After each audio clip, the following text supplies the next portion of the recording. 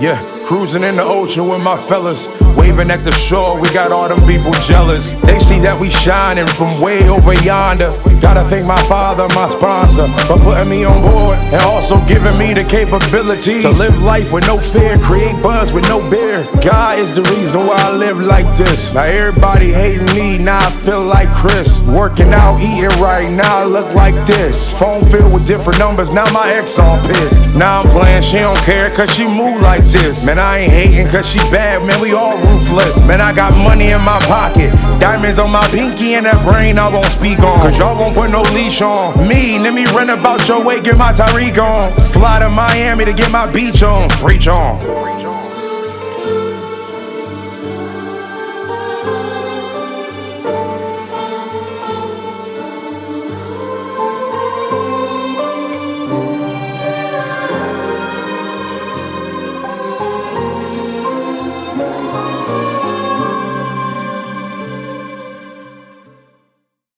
Man, bro, I have nothing. I ain't gonna lie to you. I have nothing.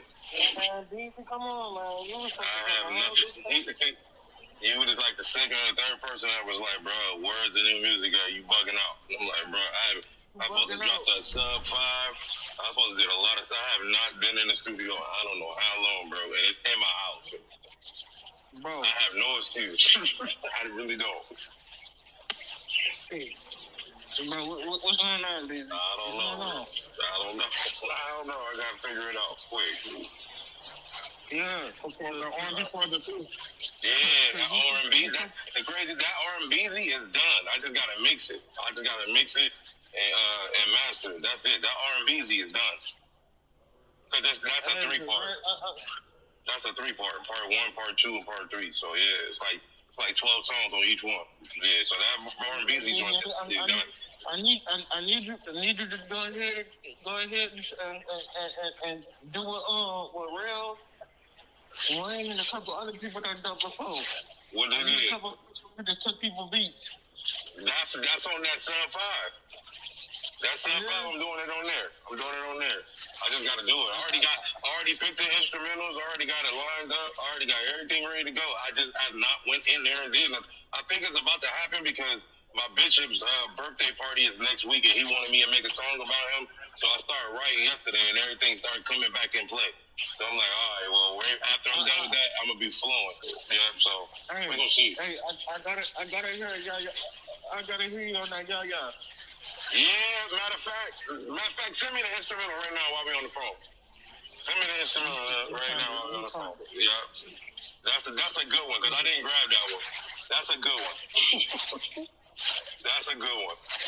Yeah, that's a real good one. I'm glad you said that because I wouldn't even have thought about doing that. I had some other joints that was cold, but I wasn't even thinking about that. But dang, that's crazy. Yeah, definitely gonna do that. Yeah, send me an instrumental. But what's up, Josiah, man? The WWE is on. I don't know what they own, bro. I don't know what they own, man. Like at first, I felt like going into the match with Cody and Drew, I wanted Drew to win. No, my fault. I wanted Cody to win because of the legacy with Cody Rhodes and Randy. But after seeing it, I'm tight. I'm like, oh, no, bro. I think it's just me seeing Cody with a title again pissing me off, bro. I'm like, no, bro. Y'all just keep giving this man whatever he want. I'm just like, I don't know. I think it's for story purposes, but I don't like it. No. I don't like it. That's exactly what it is. But I'll get into that once I get where I can get that to test for real. If we're going to speak on Cody, I'm going to speak on Cody. And Josiah, you call me a Cody hater? You a booty house, a booty house. The booty house is crazy. Really with the booty house is wild to me. The booty house is wild to me, bro. Hey, I'm getting tired of Cody Rhodes with the championship. I'm tired with Cody. He does not need another run. I honestly don't think he's going to get a run. I think this might be his shortest run yet. Because I think something going to happen with Sammy. Something going to happen. I hope he better not be Randy at WrestleMania, bro. He beat Randy at WrestleMania, bro. I might not even watch Until SummerSlam, I probably won't watch this show.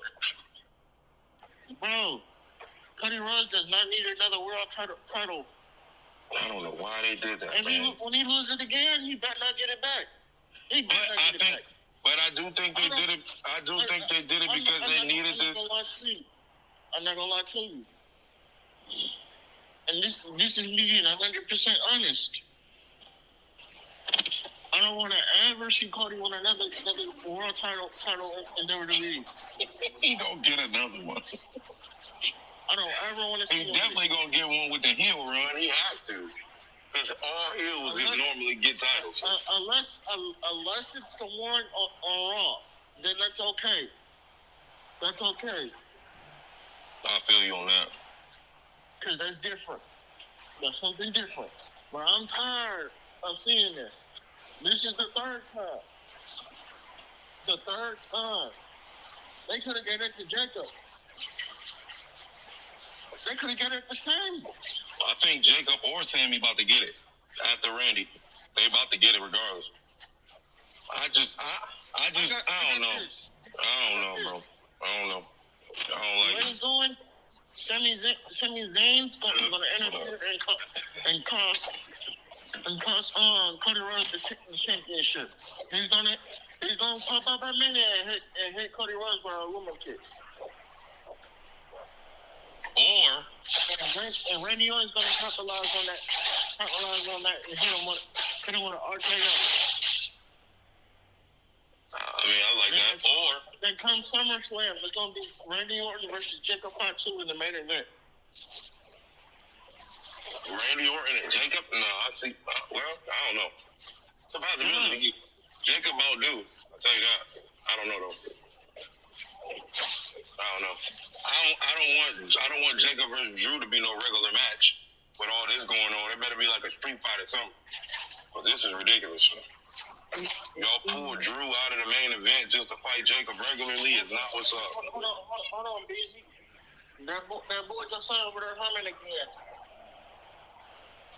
He got some thoughts. I'm just. Yeah, he probably got some thoughts. I think he should. Because this is, I don't know.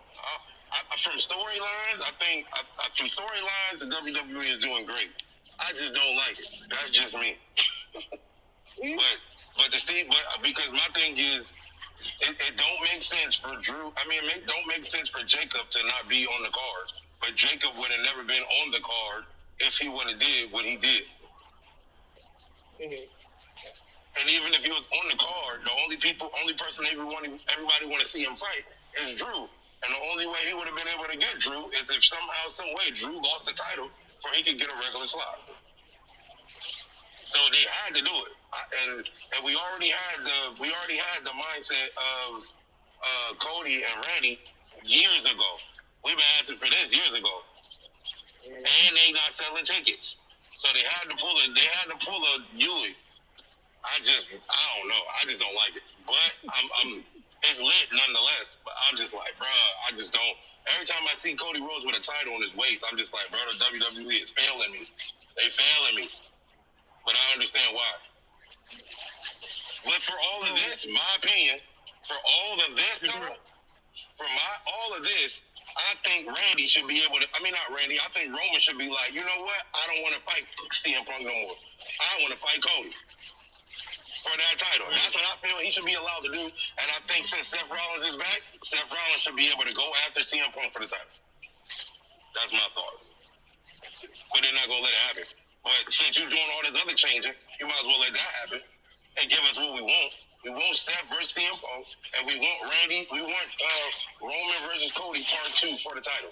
Since Cody was the one who took it from him in the first place. Well, it'll be Part 3 for them. Part 3, but to take the title, because that's who took the title from him in the first place. Yep, that's what I would do. If I was Randy, I'd go in there and be like, hey, I want to change my opponent. No disrespect to Cody. No disrespect to CM Punk, but I want to change my opponent. Just like what Rock did. When Rock was like, when Cody was like, yeah, I'll fight you, but I'll wait because there's somebody else better for you, and then the Rock's music hit. Okay, so I'll do the same thing. That's what I would do. may I stop you there, for a second, BZ? Because when I thought about some more, and I'm glad, did you post it or did BZ post it when it came to the video where it said like Cody had like so many dislikes over the likes? Larry posted that first. I did. Larry posted that. This is gonna sound weird, but BZ, you said me and you said on our last video that wrestling fans in the U.S. are spoiled and we don't know sometimes what we want versus what we want to get.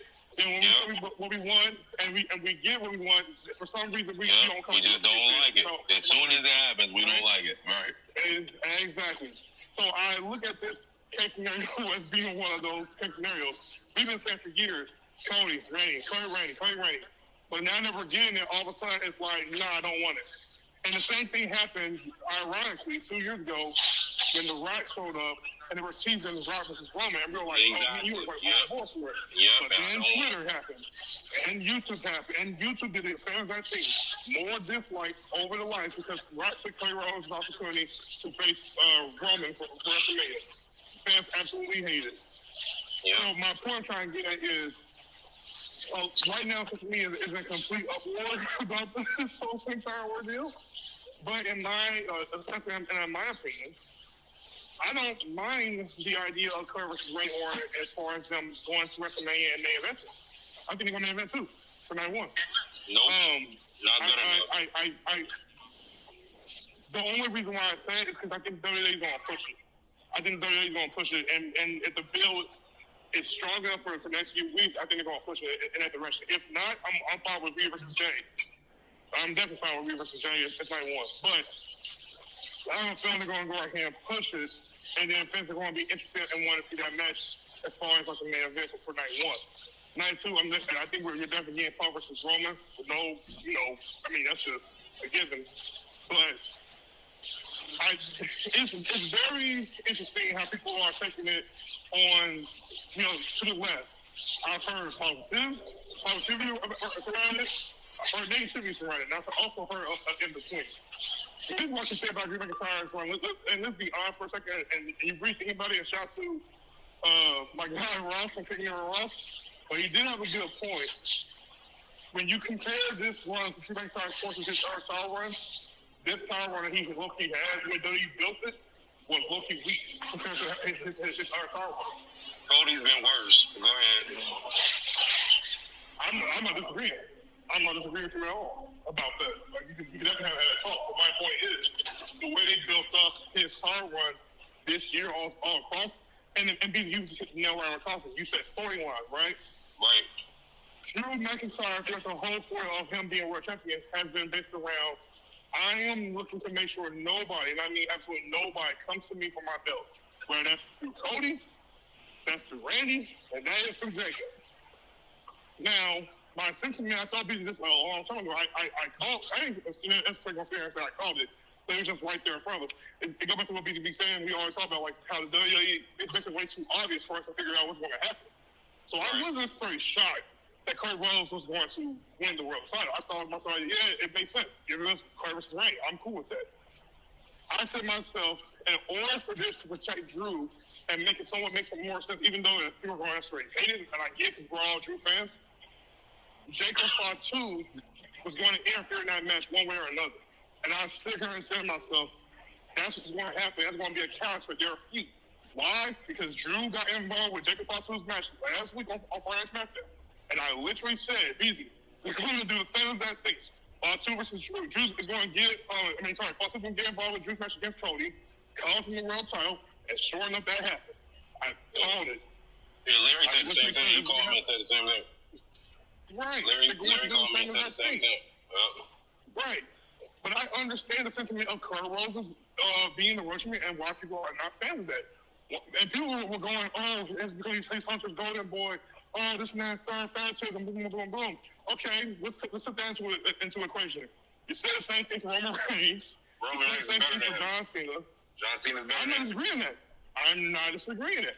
I'm saying, what I'm saying, BZ, is fans keep doing the same exact thing with certain wrestlers that they have polarized opinions for. If you love them, you love them. If you hate them, you hate them.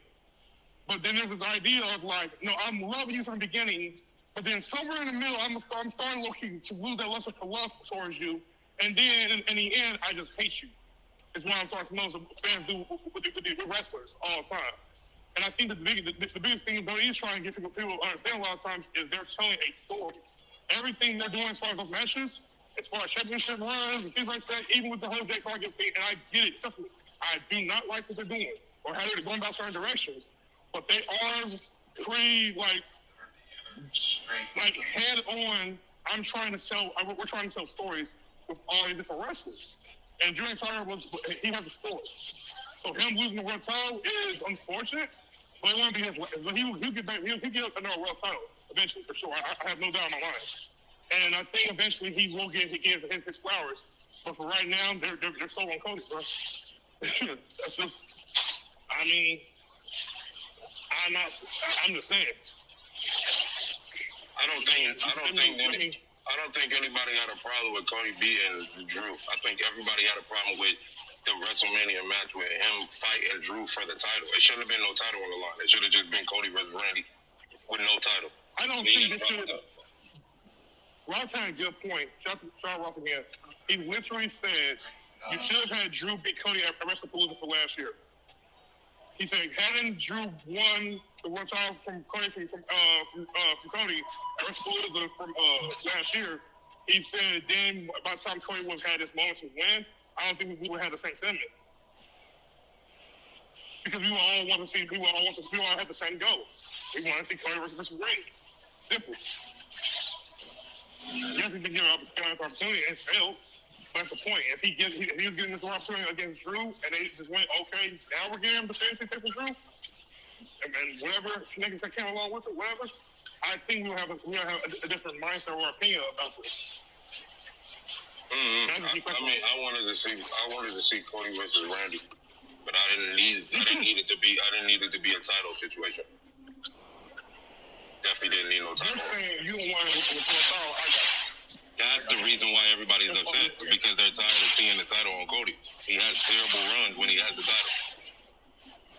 That's why nobody wants to see it. That's why it makes for a better story. If the WWE is so big on storytelling, then they need to make Roman pivot right now and be like, you know what? I'm coming after Cody. And Seth Rollins should come in the ring. I think Seth Rollins should pull the same stunt that The Rock and Cody pulled the other year. Which is like, bro, let me get him. I know we don't see eye to eye or whatever, but let me get CM Punk. So you get the title on Raw, I get the title on SmackDown, and we can run this joint like we always been doing from the gate. That's what I think you should do. Okay. So you're of the opinion that the title match itself should have been revolved around Drew, basically saying like spot 2 or Sammy. Just hypothetically, by the way. The reason why I'm saying that is because Roman Reigns picked CM Punk because it didn't make sense for Drew McIntyre. But with Drew McIntyre, you see, if it was Cody the whole time, we know Roman would have picked Cody. Now with Cody with the title, I think Roman should be able to backtrack on his pick and go get Cody. That's what I think that the WWE should let him do, because that's not the title person. He was going based off of the title person being Drew and CM Punk, not Cody. Now since Cody got it, and he's the one who took it from Roman in the first place, and you still got Seth still up in the air not knowing what he's doing at Mania, you could throw Seth into that Mania shot, because Seth just said the other week, he said, bro, my title that I lost, it was taken from me. I didn't lose that. I was taken from me. So he gets an opportunity to get it right back, and Roman has an opportunity to get the story back with Cody. Because he's got a better story with Cody than he does with CM Punk. So I think the WWE should throw that in there. I think they should roll that wrench and be like, wow. And then we'll go back to what Larry said. Larry just got done saying. He said he don't want to see Cody Rhodes with a belt unless it's the belt from Monday Night Raw, not the one that he has on SmackDown. Because when you look at it from that situation, that's the one that he literally took from Roman, not the one on Raw. He took the one on SmackDown. So that's why I think I think he should be able to go in the locker room and actually make another choice. because normally that don't never happen. You see what I'm saying? Like, by now we already had those matches already locked in. After Elimination Chamber, it's a guarantee. This is what it is. But since Drew already screwed the situation up, that's how it got. What we got going on next Friday. That never happened. That never happened. That's always this is what it is, and we locked in on just this. But that just threw a wrench in the plans, and now you get a whole other person with a title with a whole other opportunity. But now you just made a whole other match. Because it was supposed to be Drew versus Randy. But now all of a sudden, with Drew losing, now it's Cody. And I'm like, oh, well, shoot, I should be able to go back to the drawing board because I really want Cody. I really don't want him. I really want Drew. I really want Cody. And they should let him. They should be like, all right, cool. But who's going after CM Punk? And I'm like, well, that's a vision. Well, not a vision situation, but if that Paul Heyman thing in the corner is a real thing, that would help perfectly for Seth Rollins. If CM Punk and if Paul Heyman is in CM Punk's corner, for real.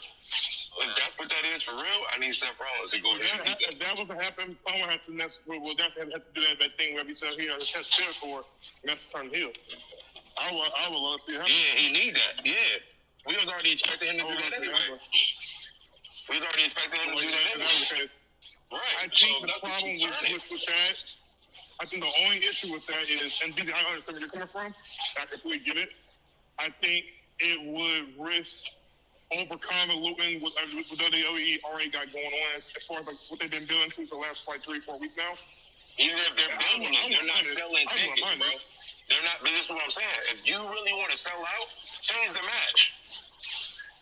Everybody want to see Roman versus CM Punk. That's cool. But we've been waiting for the story makes more sense with CM Punk and Seth Rollins. That's the story everybody wants to see. We got Roman because Roman won the Royal Rumble, and you got that part when Paul Heyman was his wise man and all that extra stuff. We got that. But the whole story with CM Punk and Seth Rollins is deeper than the Roman Reigns and the wise man situation. That's what we wanted to see in the first place until Seth Rollins got injured. And Seth Rollins is back right now. We can make this happen for the title because Seth Rollins just got done saying, I'm coming back to get my title because it wasn't taken away from me properly. And if that's the case, I'm like, bro, this is the opportunity right here. We already know how Roman feel about Cody. And he just told Cody what was it? He just told Cody at War Games, this is the last time I'm teaming up with you, bro. I don't like you, gang. This is the last time I'm teaming up with you. We really never seen even though it's there, we never really seen the friction with CM Punk and Roman Reigns. They just forcing us to take it because Randy won the Royal. I mean not Randy, but Roman won the Royal Rumble. So we're forced to actually take it. We're forced, but at the same time, Roman could be like, bro, I want to go after. It's gonna make Roman look crazy, but at the same time, why would it make Roman look crazy if they do the same twist that they did with Cody Rhodes and The Rock? When Cody was like, yo, I'ma fight you, I wanna fight you, but I'm gonna move to the side because I know somebody better. I see your point. Exactly. He was like, bro, I know somebody better that could take that situation at that press conference. Before Cody was like, you know what? No, I'll do it. But before, that's how they spent it. So I was like, bro, I think they should do that right now. Because you already spent the fact that had Drew McIntyre with the title versus everybody's mindset was Drew McIntyre versus Randy. But now all of a sudden it's Drew McIntyre versus Cody. All because they wanted Jacob. I'm like, bro, no. Make this happen. But it's not fair to Roman. Because if everything was laid on the table, and if Roman Reigns got to see CM Punk, and if he got to see Cody Rhodes, I'm guaranteeing you he's going after Cody Rhodes. He's not going after CM Punk. Because Cody Rhodes took more. Cody Rhodes took more from him than CM Punk did. CM Punk only took the wise man. That's it. So the story make more sense. So to reiterate clarification, ladies and gentlemen, what BZ is saying is, if Brock, because this is the thing, right? It's always big on the idea of like, you gotta give the fans what they want. Give the fans what they want, right? Okay. And BZ the fans going, I think it makes more sense to pivot with Roman versus Cody, given that we need to see that trilogy happen. We should go into that route instead of Punk. We see that Roman Reigns hates Punk. We see that Punk hates Roman. We don't say that's been told as part of the story. But is it compelling enough to sell WrestleMania altogether? And that's what BZ's questioning. So he's saying, why not pivot Roman going against Cody? Right there. Why? Look at the chat. I'm about to lower him. Yeah, see? This is what I'm saying. This is what I'm saying. But go ahead, Josiah. Wait, that's what I'm saying. Yeah. Right. I'm well aware of that. But my point is, you go with the idea of Roman versus Cody because it makes more sense story-wise. No. We need no. No. Well, first of all, hold on. I did not cut you off while you were talking, so let me give me my room for me to go right here and continue if we could. You're being rude right now, bro. So let me talk, please. I'm trying to reiterate what BZ was saying, Goofy. So what I was telling just now was I said that BZ basically is saying pivot the same way y'all did Raw versus Roman. That was the selling point for WrestleMania. We're going for Raw versus Roman, boom, this and third. We're going to go right here and maneuver with this. The fans let people know on social media they didn't want that match. They wanted Cody to finish his dang on story. So the WWE decided, okay, we're going to do a press conference. They did a press conference. Cody Rhodes went back on what he said. They gave us a match with him versus Roman Reigns. What BZ is saying is, although Roman Reigns has already declared CM Punk, he can change that and go, no, I'm going to do Cody now. Thus, that will leave CM Punk with someone having to challenge him, which you can bring in Seth Rollins and still make it make sense to say the whole entire business storyline. By the way, BZ, kudos to you because that's your best way to sell the dang on Vision because the Vision has been struggling. They've been struggling. They need a leader and they need someone to go right here and help rectify that whole entire storyline altogether. So how do you do that? You have to call him and start with CM Punk. Seth Rollins comes back as the vigilante hero character, which is what BZ Conley always wanted, really, to be honest. Right.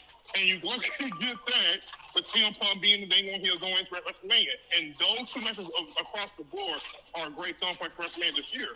As opposed to what we got being told already is going to be happening. That's selling the ticket. The only reason why it won't work is because Randy Orton really won the Elimination Chamber, so you can't take that title shot from him. That's the only reason. You can't take it away. The only reason why. Exactly. That's the only reason why. But I'm like, bro, that's different. And Seth just came late too. He only showed up. It's learning. Exactly. So like Seth showed up late. You know what I'm saying? And it's just kind of like you can't just But understandably, so if he wanted to, he could easily say, "I don't want to work up to him." He never lost it, right?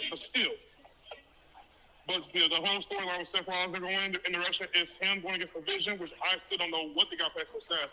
He may not even be from Omega. He may be cleared, naturally cleared. So I don't know. Really? We just have to wait and see. All right, Larry, what's up? Let's do it.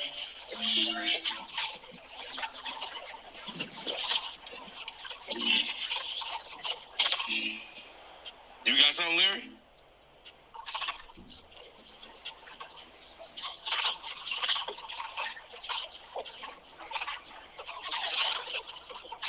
Larry still on the phone? I heard a beat playing. Is that coming from you or him? That's for me. Oh, okay. I better say.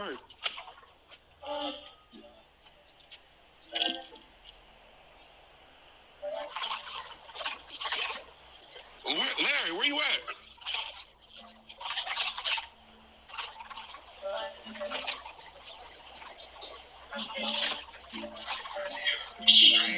I don't know where he at. Okay. Larry's the Ruder Master. That's what he is. He's the Ruder Master. I'm calling him the Ruder Master. That's the nickname for him. All right. There was some other stuff that was put in the group that was like, yo, we got to talk about this stuff. Yeah. Let me see.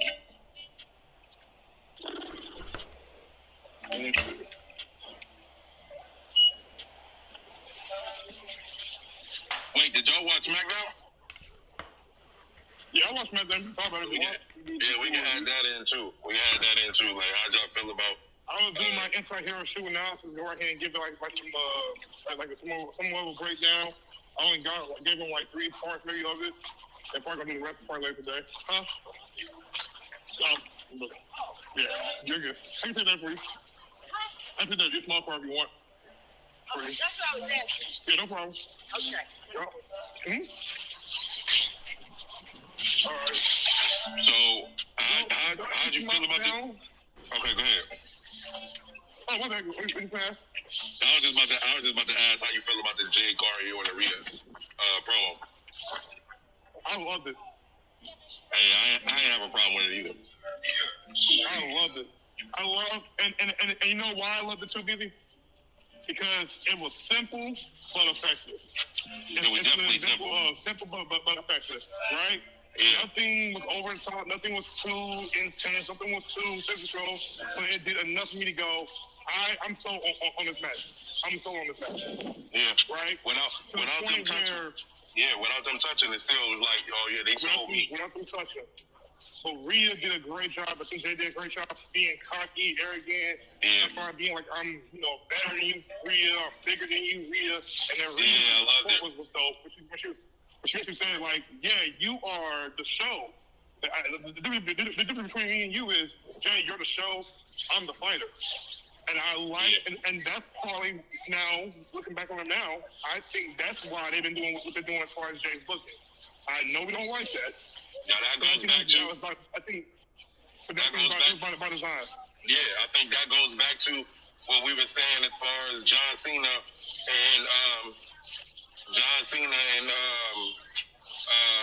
Gunther. Even though that's not really what it is, but at the same time, you will look at Rhea as the pro wrestler, and you'll look at Jade as the sports entertainer. You really look at it. You will really look at it that way. Like Rhea really get busy in the ring. We're not saying that Jay don't get busy, but Jay right now is really as an entertainer right now. She's looked at like a model type deal. She really ain't fighting nobody for real. So you don't really look at that. But Rhea, you be seeing her banging all day. Easy. So yeah, it's almost like that. It's almost like they cooking it like that. Yeah. You're cooking. Yeah, so that's how I felt when I seen the promo. I was like, oh, so they pushing sports entertainment to a wrestler.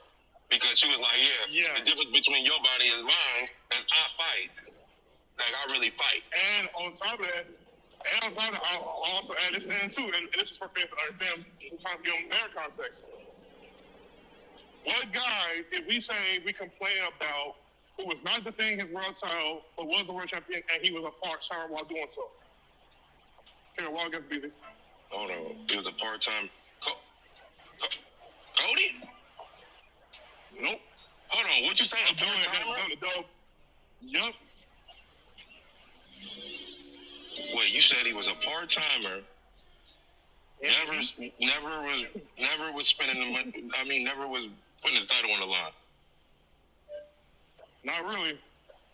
Unless you had to earn a reason to face him for the title. That's Roman, ain't it? It was say Roman, but no. Brock. I don't know. Oh, yeah.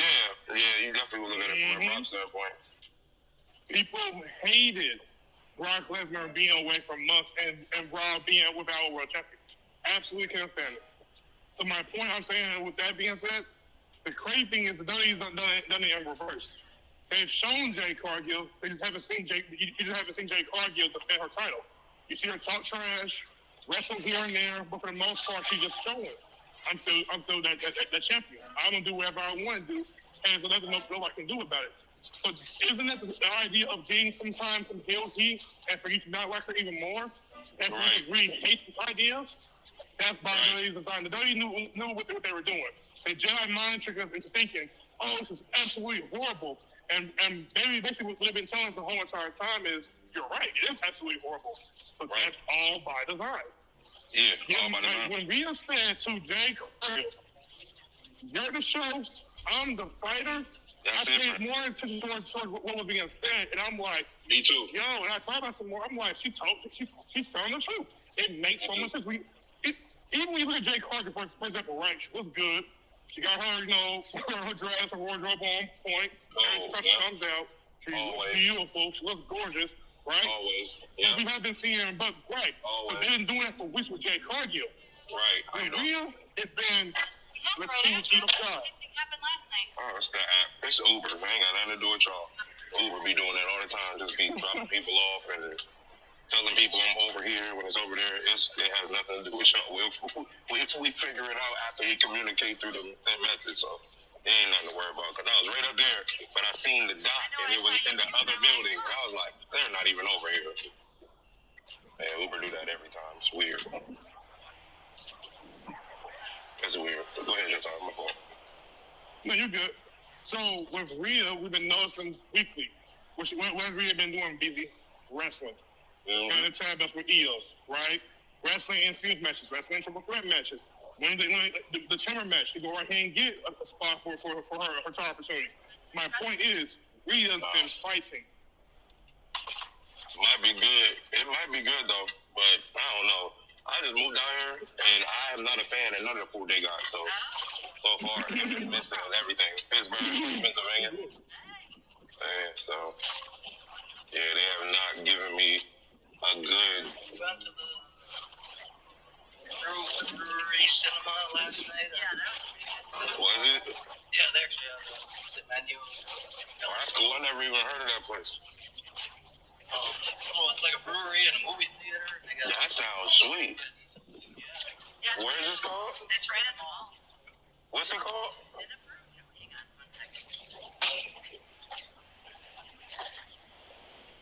Hey, you gotta watch a movie at the mall? You can go watch a movie. They'll come in and serve you drinks. You can order food. Flex Brew House. I need to check that out, because I ain't never heard of that. Yeah, it's pretty sweet. Yeah, I definitely need to check that out.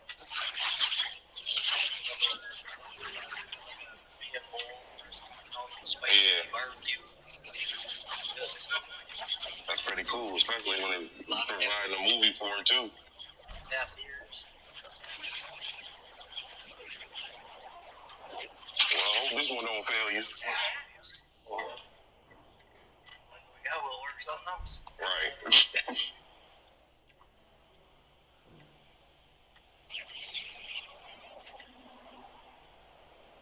Alright, well, Fantastic. Thank you. no problem. You guys enjoy. You too. Alright, that's my fault, bro. You good? Like I was saying, like, Rhea's been fighting. Whether that's in tag situations, qualifying matches, winning the chamber, she's been fighting and scratching and clawing literally to get to an opportunity. Whereas Jay's been showboating around, taking pictures, doing nothing. You know what I'm saying? Messy, right, doing whatever. And you absolutely hate it because you're like, that's not what a champion is supposed to be. A champion is supposed to be like doing it. But at the same time, I think about someone like, this is what heels do though. Heels aren't based on fighting champions and want to be, taking on all comers. They don't care about that stuff. What they care about is showboating. What they care about is taking their time. What they care about is whenever they're being told that they need to go right ahead and defend their titles, they'll defend it. But for the most part, they can do whatever they want because they're the champion. And that's what Jay Cargill basically was saying to us for weeks and for months. Yeah, for weeks. But guess what? You got to come to a set of terms for why WWE did what they did in the first place. Yeah. And the funny thing is, I don't know, whoever, I think so far the only one that's been able to connect the dots over that, me and you both, right? When it comes to, thank you so much, Mel. I got it. Thank you so much for your help. I appreciate it. But yeah, bro, I think we've been the only ones to connect the dots over that whole entire situation. Yeah, Jay did say it last week. She was like, I fight when I feel like it. I fight whenever I want to. See that? So that makes a ton of sense. That makes a ton of sense, yeah. So, but I wonder, with that being said, the WWE is like, all right, well, let's put it on. Let's put it on Rhea because we want a fighting champion. Or do they still allow her to continue to do that? Because if she continues to do that, that's that Roman Reigns aura. I fight when I want to. Peak is that I think it's more of Rhea provides you hope. They want to provide you hope because she's been champion before. because she's been champion before, you're like, oh, she can have a shot at being Jay Cargill. I would have WWE do. They're just going to controversial. I would have WWE low-key have Jay beat Rhea. Right. Yeah. And that's what I'm saying. Why? Because you lose all hope. And then you would think just that easy. Oh, Jay Cargill has done nothing with the belt. Let's have Rhea go right here and beat it. And introduce somebody who's actually going to be doing that belt justice. And she don't even take that rug. Come on, bro. Yep. Come on. That's beautiful. That's beautiful. She's like, no, she can't do it either. She can't do it either. And that's what so that, you know what I'm saying? And now, and then that could spin Rhea out of bounds because now it'll look like, oh, well, I can't go and talk to my sister because now my sister plays on Raw and I'm on SmackDown. So I don't even have somebody in my corner to help me understand that I just lost and I can't build myself back up to the top. That's perfect. So now you get another. So now, instead of just giving her the title, just like, here, take it. Yeah, exactly. Because now you feel with Rhea. Right. You have a struggle. Bad things are known. What I would say about bad things are having to do all the time. They have to struggle. Yeah. There's no such thing as you succeeding as babyface. That's why when you see Jay Cargill, she succeeds because she's not struggling. That's why bad guys have so much freedom because they don't have to necessarily struggle. They're like, it's like if I can compare it to like how life works, right? You got people who are rich and people who are poor. Right. The poor struggle all the time. I don't mean to say I am poor. I believe I'm rich in spirit with God, 1,000%. But if I'm being honest, my physical circumstances reflect being poor. If I'm just being honest with you. Right? Just being honest. That doesn't necessarily mean I can't get to being rich. But by the time you done became rich, if you ain't careful, you can become complacent. You can sit on your behind, on your couch, doing whatever the heck you want. Whereas the person who's poor has to work in order to make sure that they have a dime in their pocket to afford anything. Right. That's how I look at the situation. I look at it like baby faces are. That's why Bessie Rose works so much. A lot of people love Bessie Rose over Ric Flair because Ric Flair was like, I got jet flying, limousine riding, kiss on your girls, making them cry. Like he was the epitome. Oh, he's rich. I gotta be like that. I have to be like that. Right? Whereas that's like I'm a regular guy who wants to fight for my family and do well for a company, and people love that quite a lot more. Because why? Because either way you look at it, people can relate to the other person. People can see themselves in that one person. Period. So with Jay Cargill doing what she's doing to be the point, you guys, it makes total sense now. For why they've been holding off her not defending the belt as much. We all hated it. Trust me, we all hated it. But that's the point. You were supposed to hate it the whole time. That's why when you see Rhea, it provides you hope. Now we're looking at with a girl who was like, she's going to wrestle, and she will make sure to go out here and beat Jay Cargill, and you come into the mindset thinking, just maybe, we're going to be the one to dethrone her for that belt. Yeah, and if you don't get Rhea, you're like, oh, shoot. Randomly, Charlotte pops up. You get Charlotte, somebody else. Yeah, oh, shoot. Bianca came back. Oh, now we got Bianca.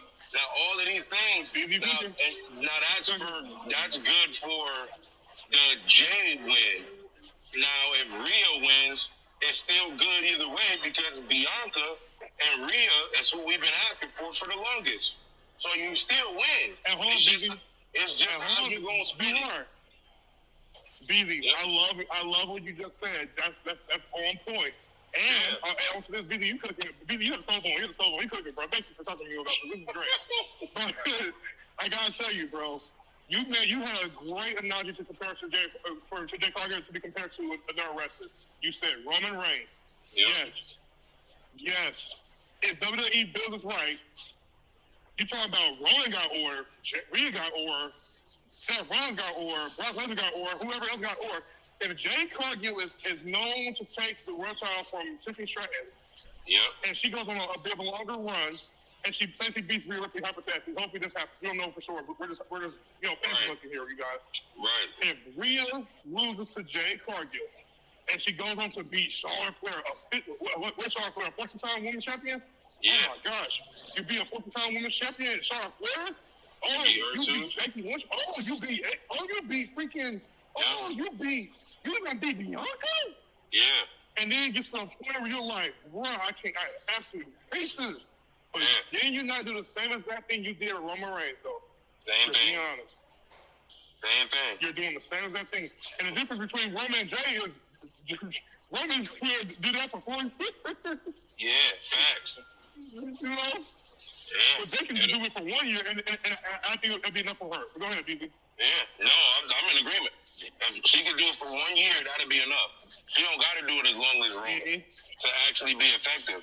No. You know what I mean? But like I said, with the shoe on the other foot, even if the WWE, that's why this match is an awesome match, because either way, it's good on the other side of the fence. If Jay wins, you got a Charlotte opportunity. You got other opportunities that people want to see. If Rhea wins, you still got those opportunities. But if Bianca is on her way back, people wanted to see that. So it's all of that, you know what I'm saying? So even if Jay wins and Bianca pops up, you want to see Jay versus Bianca just like you want to see Rhea versus Bianca. At the same time, that's what you want.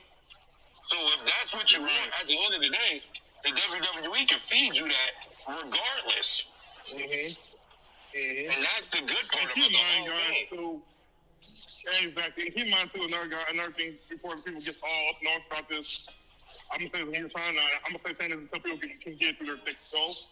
Wins and losses does not matter in professional wrestling. It does not matter. It matters to a degree. Hold on. But anyways, like I said, it matters to a degree. But for the most part, it's all about getting to the next story, into the next chapter. And which one do you want to close off right now? Before you want to do something? What stars looking to get made, and what stars looking to get over, and how do you tend to get over as far as time goes on? That's all what it comes down to. It's all about the business of making others do great. So 1 minute you might lose. Doesn't mean because you're losing, you're just a loser and you won't succeed. That's not true. Matter of fact, low key, when you're losing, you're actually doing a whole lot more than actually having to win. Right. People don't want to know that. People don't know that, but they in their minds are like, no, you're just dumb. I'm like, no. And it depends on who you lose to. Exactly. And on top of it, the only reason why second topic does matter is because of your credibility. But other than that, for the most part, it doesn't matter. It does not. Yeah, so Case in back. point, Go ahead. No, I was going to say, because I want to highlight SmackDown, but before I do that, I you was go about to say ahead and that. No, that's what I was about to say. Because I've seen that the WWE split up another tag team again. Yeah, I heard about that. Mercy Machine Guns? I'm like, Yeah. I heard about that. Yeah. We'll get to it. But let's go ahead and talk about the first thing that happened on SmackDown. It was live from Portland, Oregon. What ended up taking place, the first SmackDown was, hold on, my homeboy testing or anything.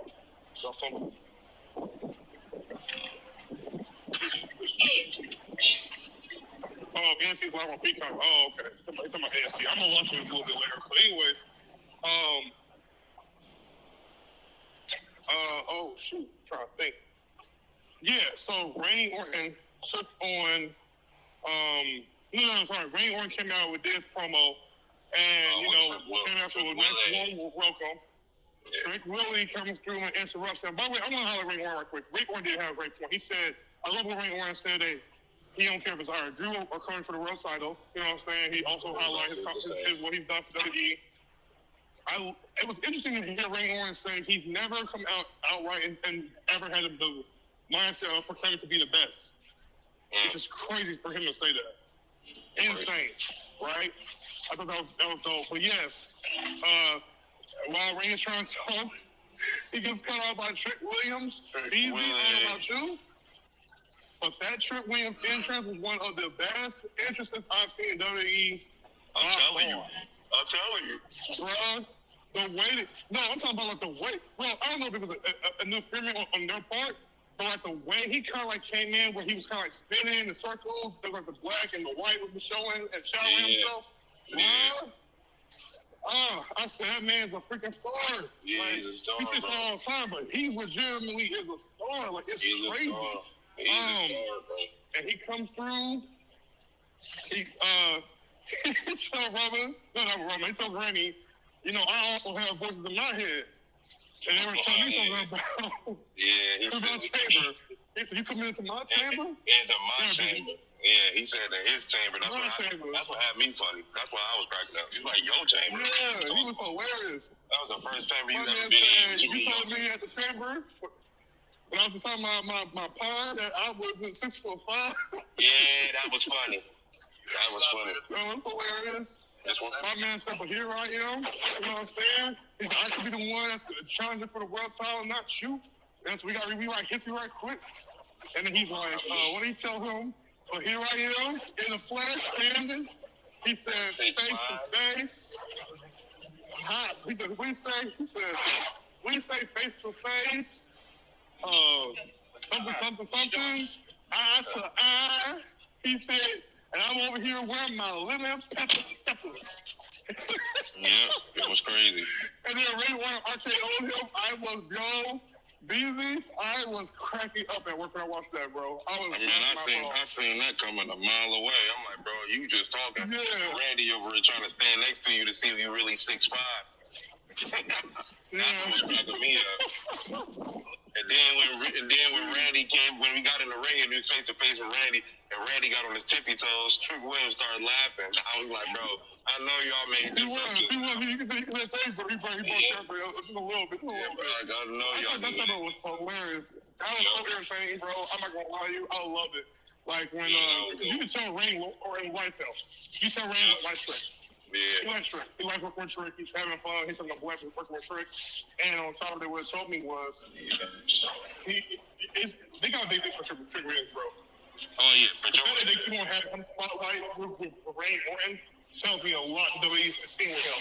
Major. Like, it ain't no joke, man. Major. You be playing with Rain Orton multiple times, like that's what people can say. That's a fact. I agree with that 1,000%. Yeah, bro. I'm telling you, man. It's awesome.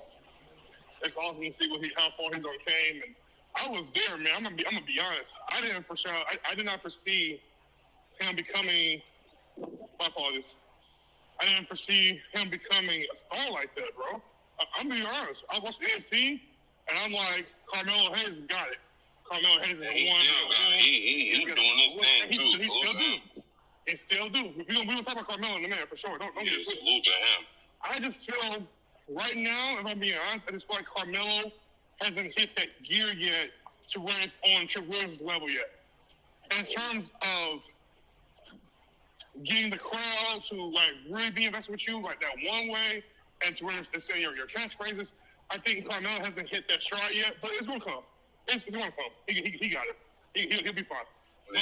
But speaking of Carmelo, we see Nick Aldis have a backstage promo with him. And he announces that he's going to have a face another guy who's international for the U.S. title. As soon as he said international, I said, it's going to be another Triple A guy, is it? It's going to be a Triple A guy, is it? So, sure enough, it was Triple A guy. I said, oh, okay, here we go. El Dr. Wagner Jr. was the challenger for the U.S. title. BZ, how did you feel about the match?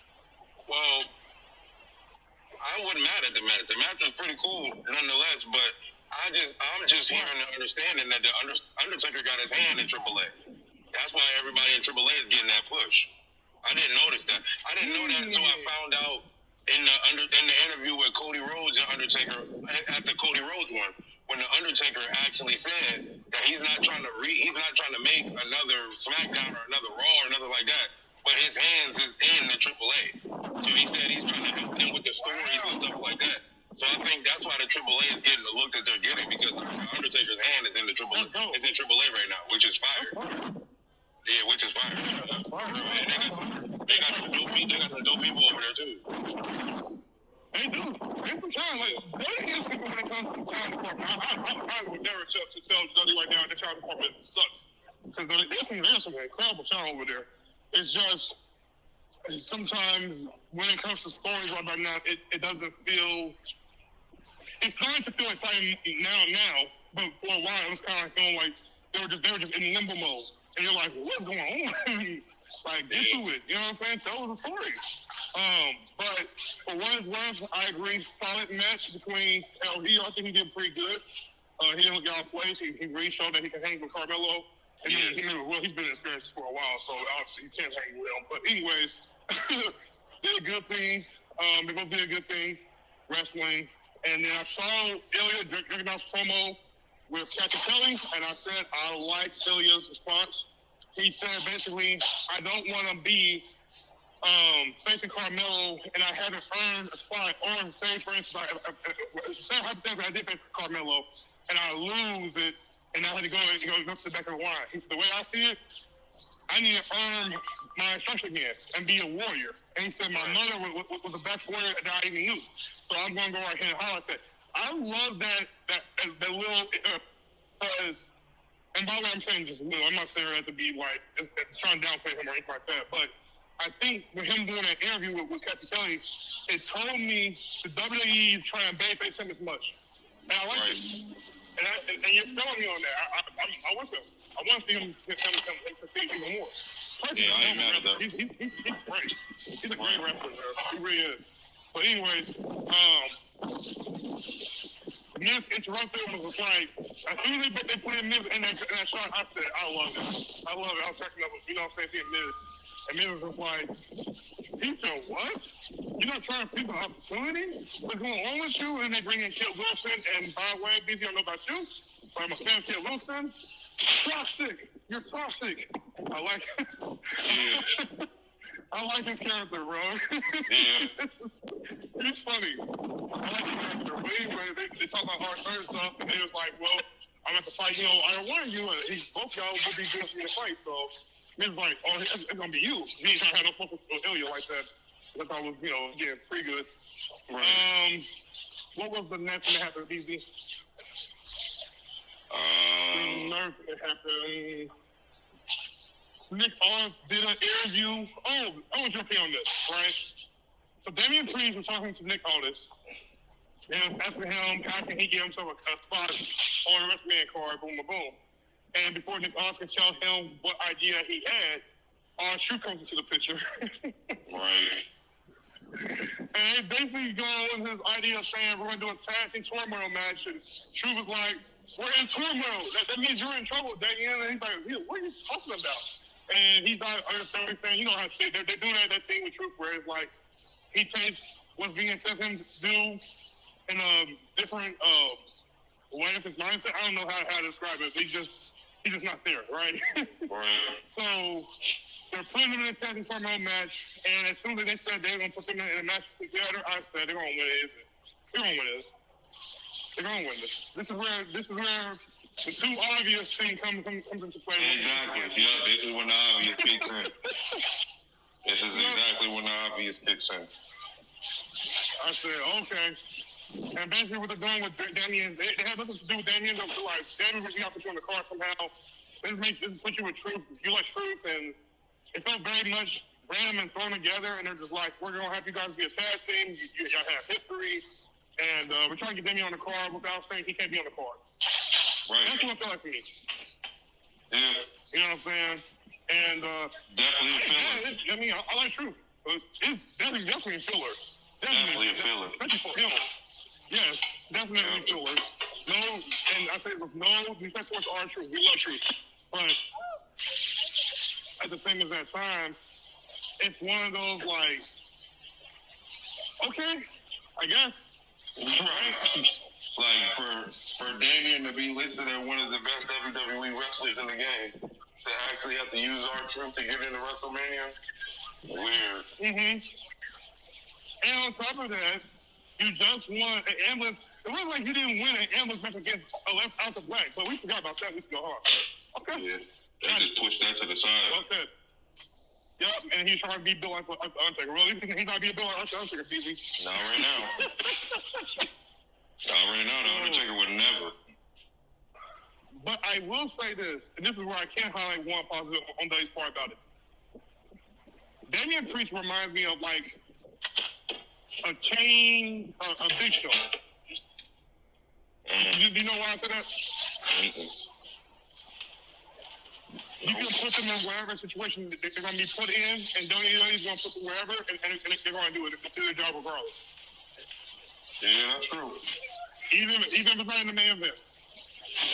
That's what it reminds me of. It reminds me of we can do whatever we want with the increase. He don't need to be put in the main event. Period.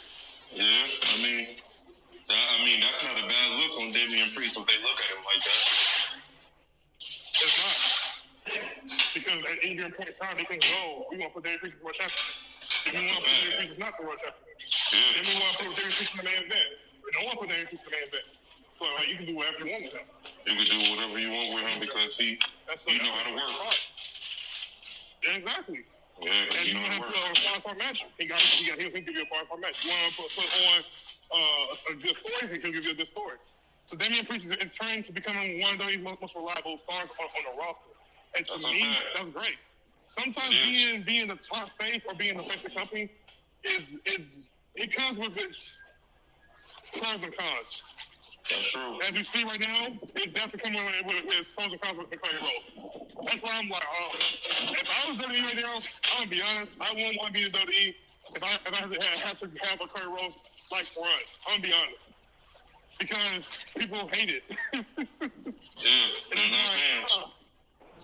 They're not fans of it, you know what I'm saying? They're not feeling it at all.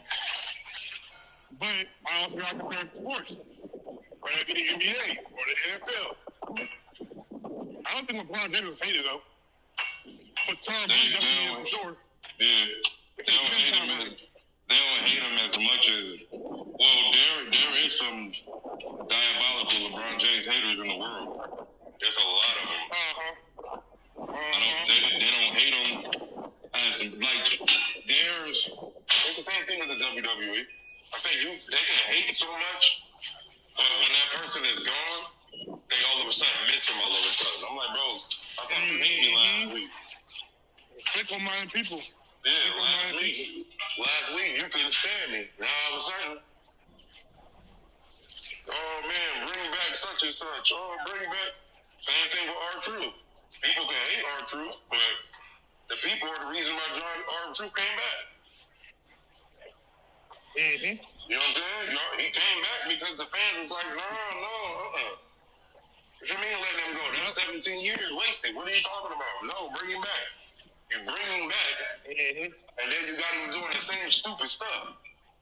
But at the same time, it's the fans who brought him back. R-Truth could have been like, man, for all of this, I could have stayed home. And Triple H could have been like, we were trying to get you to stay home, but since the fans wanted you back so bad. The difference is, BZ, and I'm with you over that, the difference is R-Truth doesn't mind it. Yeah, I don't think he if you minds had it at all. someone with like Ramsey, he would be like, that's the first release right now. He wouldn't want to stay with NW right now. I agree 100%. Yeah. Right? But because he's like, nah, I've been here for so long, and I like what I did, and I love Vince, and I love John Cena, and he's built such a great rapport with certain like guys, he ain't trying to leave. No, that's why I hurt him. That's why I heard him when they were like, yo, we're going to let you go. And what was funny is we sat down on WWE on the Real, just over, it's like, we're going to talk about Unreal Season 2 and like just bits and pieces, because at this point, I don't think we should even do a whole Unreal like breakdown. Right, no. I'm sorry. It's been so long over that one wasn't as good as the first one. No, not the first season. No, season 2 was the first season of Unreal was crazy. Now, I'm not saying don't recap it, but I'm just saying the first one was so much stuff because there was so much stuff that we had questions for that they actually answered in the first one. This second one is like, I don't care. The second one, I'm like, I don't care. The story that you're choosing to talk about, we kind of like, we don't care about some of the stuff that y'all trying to talk about on this Unreal. Except for, I will say, I was interested to know more about what happened with Truth, and I was definitely interested in knowing what happened with Seth Rollins. I definitely want to know what happened with Seth Rollins when it comes to that whole entire injury angle. But that's it. But your point. And besides those two things, you don't really care about the whole. You don't care as it is. You really don't. It's not pretty much anything for real. Yeah, like the Unreal last year, the last episode or the last season of Unreal, every part we was like, oh no, that was lit. Oh no, that was lit. Oh, okay, so that's how they did that. Yeah. Oh, that's how you did that. Like they haven't even. Like we was waiting for the John Cena breakdown. We wanted that. We wanted that. So like, yo, I want to know what really happened with the John Cena thing. And to be the point, R-Truth was like, he thought the WWE said you're released. They didn't say he was released. They wanted to talk with him for more as far as contract negotiations were concerned. And he basically jumped that ahead. So he put out that false. We didn't know. We thought that was like, oh, he was for real, like, let go. No, right. They never let go of his contract.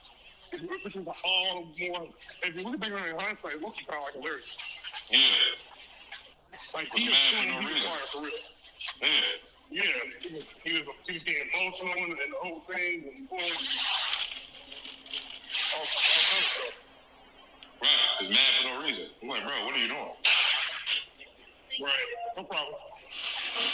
Yeah, that was crazy.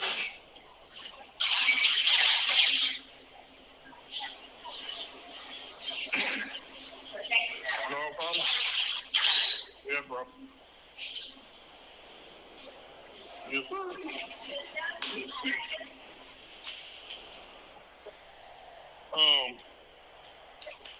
And then I think after that had happened, and then they did that thing with Drew. Drew comes in after that whole entire spill with Truth and Daniels.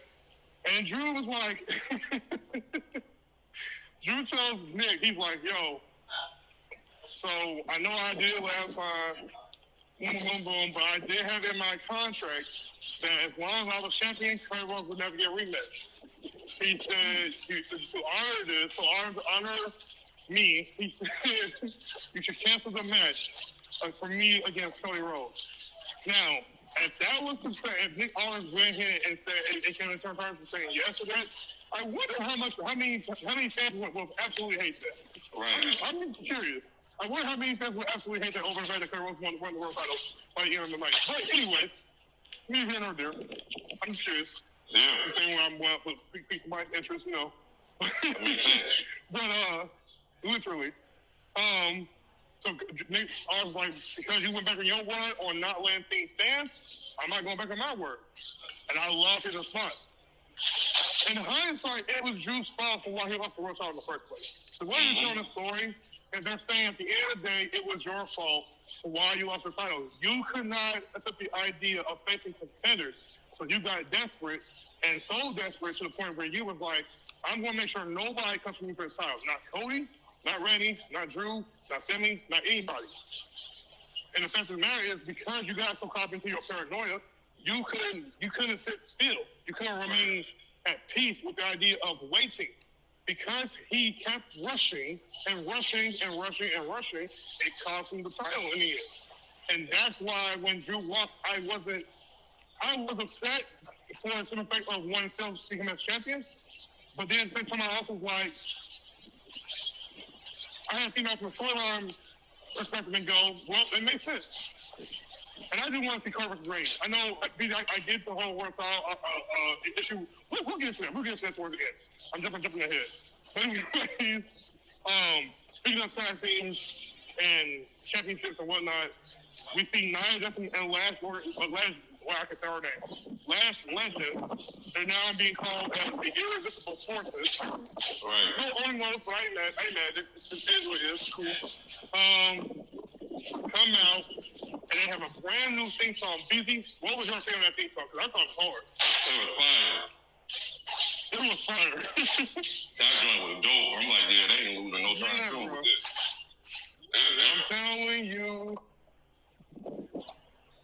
I'm telling you. I literally said that. I said, this is hard. I said, I love that theme song. And looking at crazy, over the top, like, hip hop. No, but it did enough to make me go, it feels gritty, and it feels like film. And Lash comes across as bougie and petty. But pretty at the same time. Very beautiful, by the way. But Shaw's about to eat right about that. They've been showcasing some really beautiful women, bro. Oh, my God. And Nia was gorgeous. Looked gorgeous, okay? Mm-hmm. You hear me? So it looked good. They come through. You know what I'm saying? Flashing the title, they already had the celebration. I love the line from last where she said, "If you run up, you gonna get done up." Done up, yeah. Pretty cool. You know what I'm saying? So I like it. You know what I'm saying? It'll work as time goes on. And then they get interrupted by Charlotte Flair and Alexa Bliss. Of course. And all along that's happening, I'm saying to myself, okay, I want to see a multi women's tag match at WrestleMania, but it seems like they got other plans. So, Kiana James, hold on, Corey. Kiana James and Julia come through doing their promo. Corey, I haven't watched it. Shush. Shut up. Anyways, so my coworker always trying to spoil stuff. Kiana James and Julia come through talking their stuff. What was your opinion over the segment, BB? That's what I'm trying to get at. I like how the fans really thought how sexy Charlotte Flair was because they was giving her all types of because she looked cold getting in that ring, bro. When she stepped in that ring, yes. Y'all talking about Charlotte. When she stepped in the ring, she did the whole way of stepping in. When she stepped in and had her like butt straight up, when she walked straight regularly with the long legs, I was like, bro, she reminded me of what was this?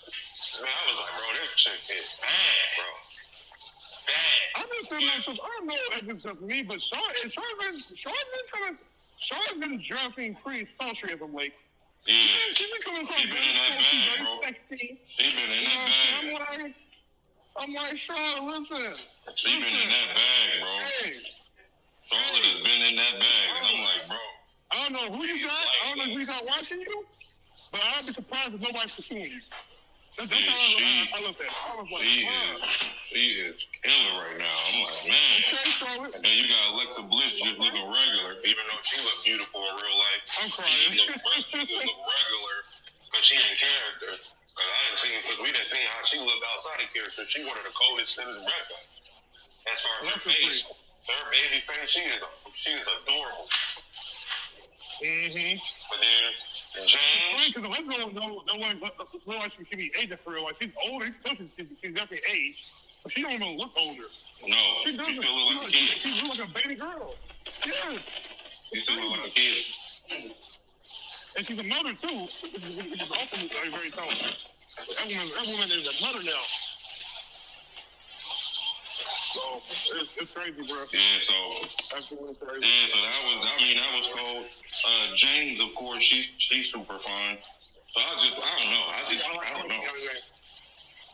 It was just a lot. Is she a little too muscular for you? No, she ain't. She a little too muscular. Okay, no. If she looked muscular, then I wouldn't. If we talking about muscular, I wouldn't give Jay Carhill one of the best body in the city. I'm trying to tell you, bro. That's all she got is muscle. I don't care about her being muscular. Jay Cargill to me is fine. Yeah, she is cold. I don't care if that woman turns 40, 50. I'm still going to try to call her. She is different. Oh, man. I'm telling you, bro. Jay Carhill can't. She can't. It's not possible. She's too pretty, bro. Too dang on pretty. So yeah, it went to an impromptu match. Nick Austin made official.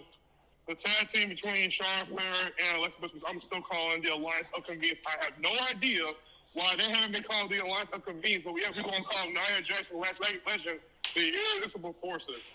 Okay, WWE, that's what you're trying to do. But the Alliance of Convenience should have been trademarked. Anyways, that's just me. I'm sorry. I apologize. Anyways, she got this tag team name. They had a match. Angeles on paper. Charlotte and Alexa won the tag match, which means they're going to be gaining themselves a shot at the women's tag team titles later down the line. And I ain't mad at that. You? How do you feel? No, I knew that was going to happen. I just want to know what other tag team is going to be involved. Yeah, so Charlotte is, they one of the best tag teams, man, for real. They really are. Charlotte and Alexa. Yeah, when they put that together, I don't know. They might have struck gold with that. It was definitely one of those things where at first you're kind of like, can that really work? Well, the reason why, right? Yeah, exactly. So the reason why is because we never seen Charlotte team up with nobody because Charlotte has always been the solo person, and Charlotte never gave us that character. She never gave us a character. She just always been, I'm the champion, I'm the best. It is what it is. But now it's like Charlotte really has created a whole nother lifestyle in the WWE. And it's just humbled her, and it's gotten away from that stigma of, whenever Charlotte comes through, she's always getting title opportunities, right? Yeah. Now you're seeing her literally mixing in with any and everybody, and you're forgetting that this woman was getting too many opportunities all at once. One day, and I mark my words, BB. One day there's going to be another wrestler the WWE is going to push, and she's going to be just like Charlotte Flair. And I wonder how people are going to receive her. Right. I can't wait to see that happen. Because it's going to happen at some point. It's going to happen. But anyways, let's see. We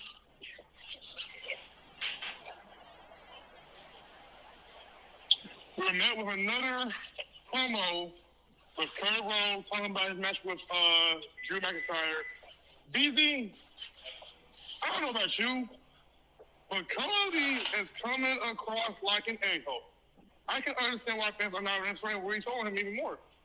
But seeing this promo backstage interview that he had with the Kathy Kay again, I felt low-key it was a bit heelish. I forget what you said now. It was very, very heelish. Like super heelish. Like even with the whole and the fact that the WWE kind of leaned into this a little bit more when Sami Zayn came around and talked with him and was like, I apologize for the way I was coming across, boom, boom, this, that, third, and blah, blah, blah. But the way Cody came at Sami, I'm gonna be honest, I didn't like what Cody was saying to Sami.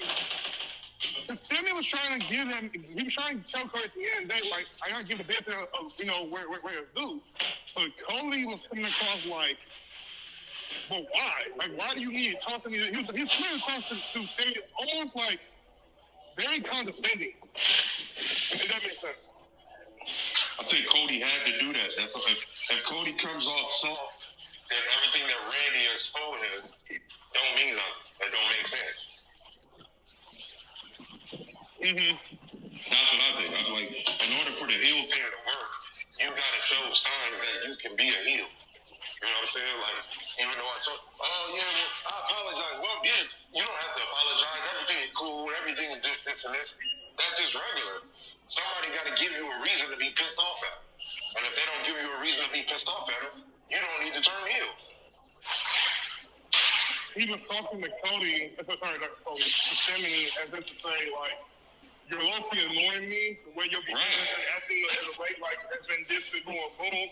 And that's what he was telling Sami at the end of the day. And Sami was kind of like, what? I'm trying to really be, like, the bigger man here and just give credit where credit is due. But Sami's that time, it's like, Cody's like, I get it, but what angle are you really trying to pull at? And he was like, is it because you're trying to politic your way into getting an opportunity? As soon as he said politics, I said the WWE is they know what they're doing. Mm-hmm. They know what they were doing. As soon as he said the politicking, I said, yep, there it is. There it is. They're going to lean into the perception of Cody Rhodes being Triple H's golden boy. But keep in mind, years before, Roman Reigns was Mr. Man's golden boy. I'm say that for to keep up with how WWE has been doing such things as a way. But anyways, what do you make of that line for the politicking?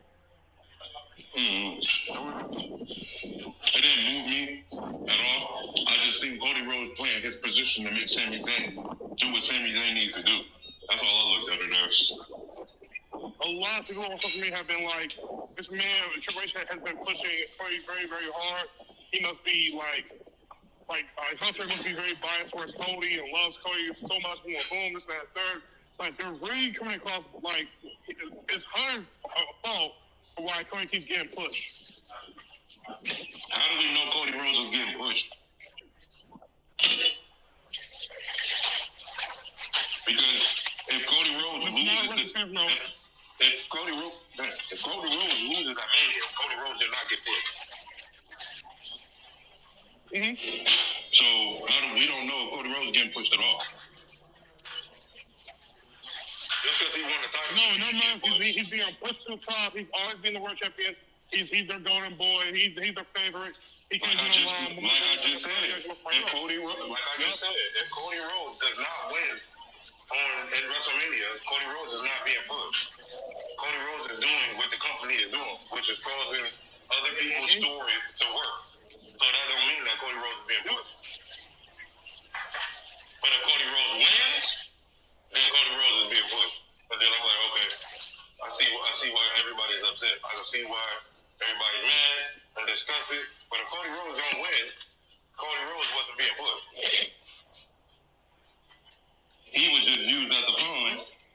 He was just used as a pawn to get Sami Zayn to turn heel. Or Sami Zayn was being used to get Cody Rhodes to turn heel because at the end of the day, that's when you get a push. But you're getting pushed as the bad guy. Yeah, so now, but yeah, now if you're being pushed as the bad guy, I'm like, yeah, you're getting a push, but it ain't the push that everybody else is having a problem with. If Cody Rhodes turns heel, I don't think half the fans is going to be upset. Because it's another Cody that they didn't understand. I mean, it's another Cody that everybody was backing up. Like, oh yeah, I'm tired of Cody having a belt. I'm like, yeah, but this Cody is a heel with the belt. It's different. So we don't know if Cody Rhodes is being pushed at all, or is he being used as a pawn to push Sami Zayn to be called heel? Because if that's good, why did Randy tell Sami, start listening to your voice? He did say that, and then he also told him to be you gotta be a lot more selfish. He said, well, if you be selfish, that's how you he told him that. Right, because he goes to Randy and he tells Randy, how come everything is like that? You screwed Cody Rhodes, you did all of this extra stuff. How's everybody looking at you differently like that? You're like, bro, this is a one-man show. This ain't what you think it is. You gotta start listening to the voices. Every man for themselves. Even though we cool and I respect this person, it's every man for themselves at the end of the day. So this is what you got. Yeah, there's nothing that Reigns can. I think Reigns' interaction with Sami Zayn was a lot more better than Cody Rhodes' interaction. Because he told him what he needed to do. There you go. He was more like, I want to see you improve. I want to see you thrive. Cody's more of like, he's at the point where he's not even trying to like build like what's I saying? Give advice to guys who are coming up on top alongside with him. It's now more so based around him. Right? And I get it because if you think about it for a second, Cody Rhodes has played the nice guy. He's played the I'm gonna shake hands, I'm gonna be respectful towards everybody and be the uber baby face. But now it's guiding him to the point where it doesn't help him maintain being champion. So he's done enough all the way within 2 runs to show that at some point he just can't be friends with everybody else that's on the top alongside with him. Because it's not, what's all I'm saying? It's lonely at the top. It's lonely at the top. It's like when we see on Punk told Cody Rhodes, oh, when pressure's getting to you with the world title, it's not hard. It's very hard, isn't it? Boom, boom. Yeah, I've been there, right? He told Cody this. And look what Cody's doing now. He don't know how to trust anybody. He don't even know who really is his friend anymore. And that's what it causes to be the WWE World Champion. Right. Yeah. So it makes sense on why Cody is doing what he's doing. At the same time, and I'm basing this off of, not real life things, but low-key, I don't like it. You know what I'm saying? In the sense of, as a fan, right? But obviously, I know what they're going around as far as the details. We see the tag team turmoil match happen. Nathan Fraser and Ashton defeated Chris Evans and Alex Shelley. Angel and Berto defeated Fraser and Ashton by way of their tag team maneuver. Angel Berto defeated Joe Gacy and Jeff Lunas because they were caused the match because the Tongans went in there and caused them the battle, which means we're still met with the YSS and the whole MSCs. That storyline is still continuing. Okay, cool. And then Danny Priest and Archer went ahead and won the match by beating Angel Umberto. And yeah, they are going to be the number 10 to the tag team titles, which tells me MFTs, you're finna lose that belt. You're finna lose the belt as time goes on. But we'll see. Yeah. Let's see. I think the NFTs is about to turn on Solo.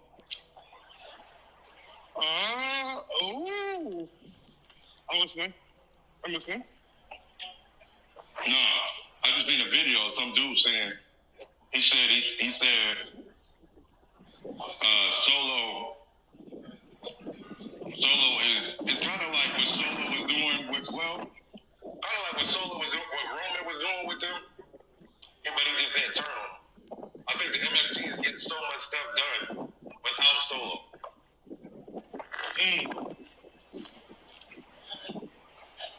They don't need him. I don't think they're going to do it right now. Isn't he the tag?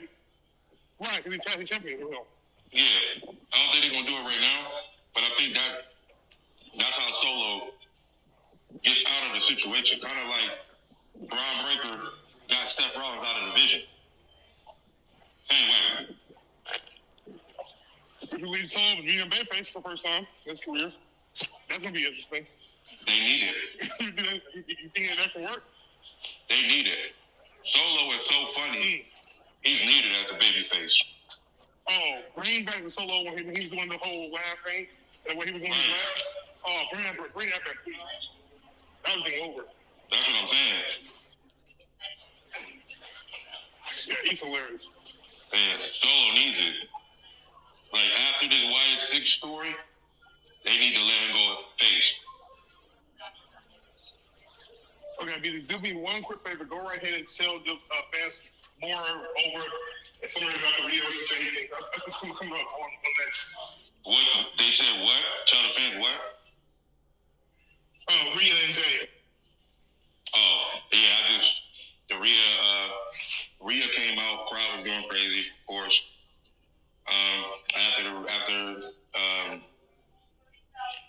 she got in the ring, she was, I don't know if she said she was home or she said she's here or something like that or whatever. And she said, well, Jay Cargill, you got so much to say on social media.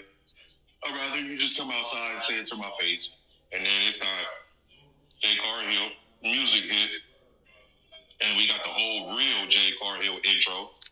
Not just no little quick situation. We got the whole intro with the laugh and all of that stuff, which was fire. So Jay came out. And they had a chat. Jay was like, yeah. And she took her hand with her left hand. I don't like that. That's weird. When Jay started shaking Rhea's hand with her left hand, I'm like, why do you put your left hand on? He would shake hands with their right hand. They don't shake hands with their left hand. And that's why it was good when Rhea. That's interesting. I'm glad you spotted that detail. I never noticed that. But like, why do you think that was a fix? I don't know.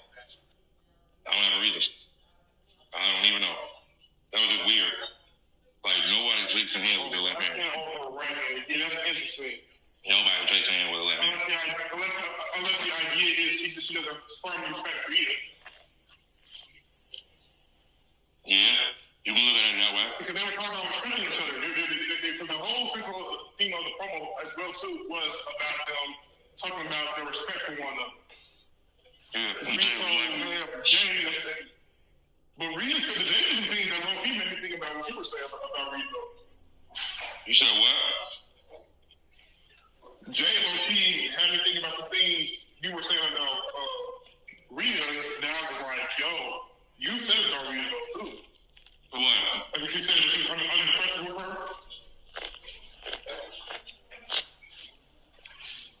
Rhea, Jay said that about Rhea. Mm-hmm. Yeah, and see, She said, I'm working on this, that, third, but I'll be honest. I've been on that pressure shoot as of late. In terms of the way you kind of like, I don't know if you describe her how she looked, but she said some things like that. I was like, oh, interesting. Could possibly be that. Because Rhea don't look the same. And it's obvious. Not saying that she's out of shape, but she's not, she don't look like the same Rhea from like a year or two ago.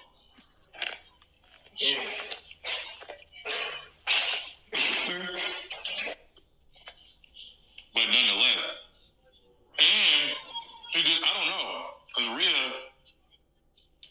even in matches, her finisher, it looked like she struggled with picking people up. Like she ain't got the same muscles no more, which is weird.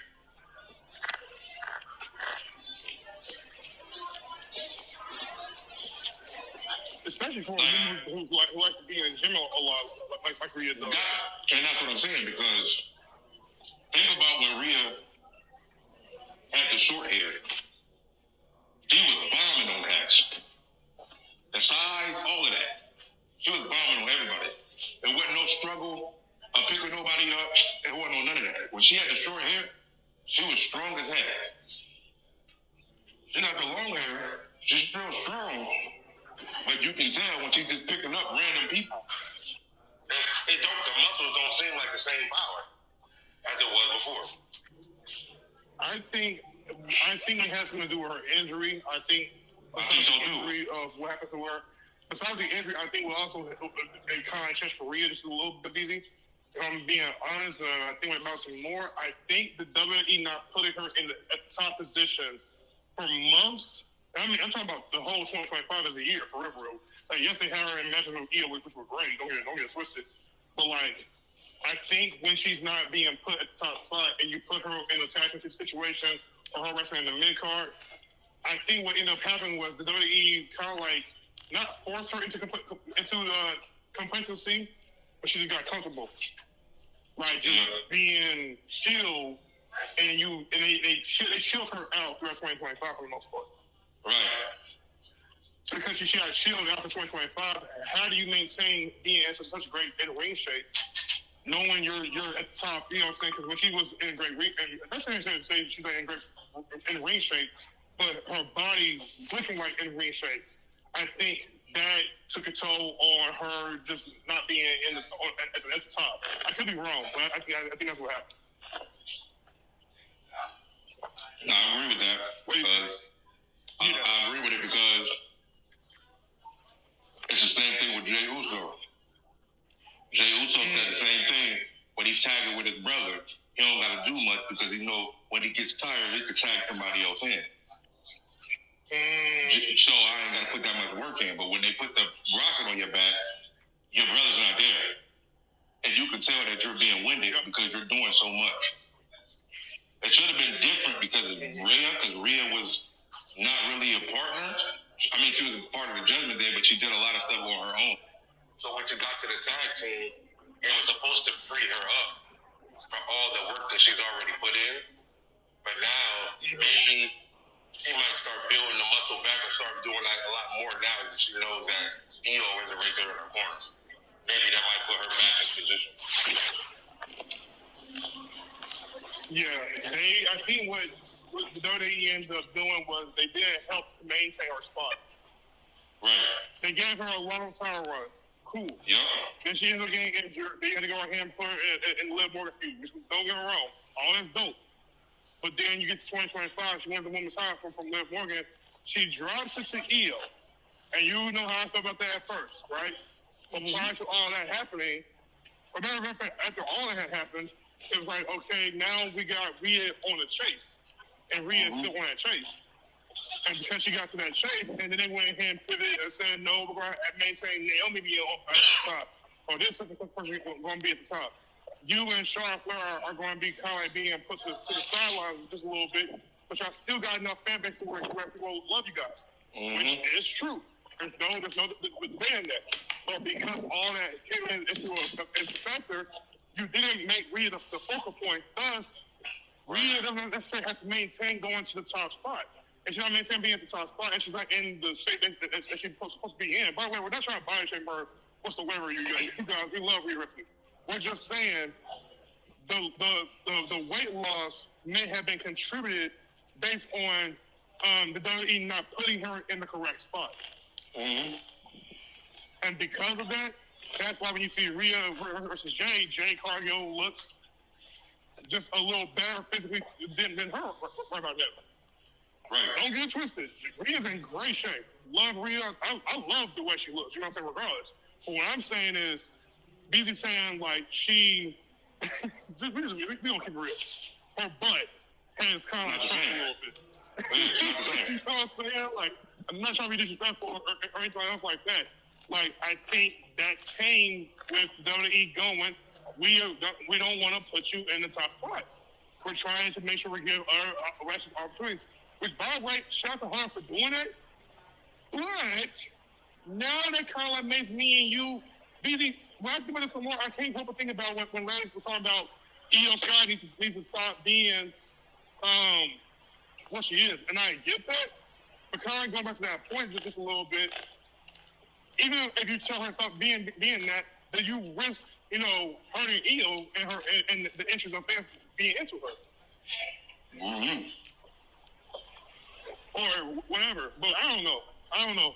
It's interesting though. Talk about for real. It really is. What's her name? For her to drop that, I don't know. I don't know. Yeah, it's interesting. We love Rhea for what she does, butt or not. But right. The butt was noticed. And she's still attractive, by the way. Still attractive. Oh yeah, definitely. And she's still finest women in her. I would still shoot my. If I had to shoot my shot and Rhea and she was single, I'd do it. Yeah, in the WWE, she's still top 5. Thanks. No debate. But if she was being pushed as such, just like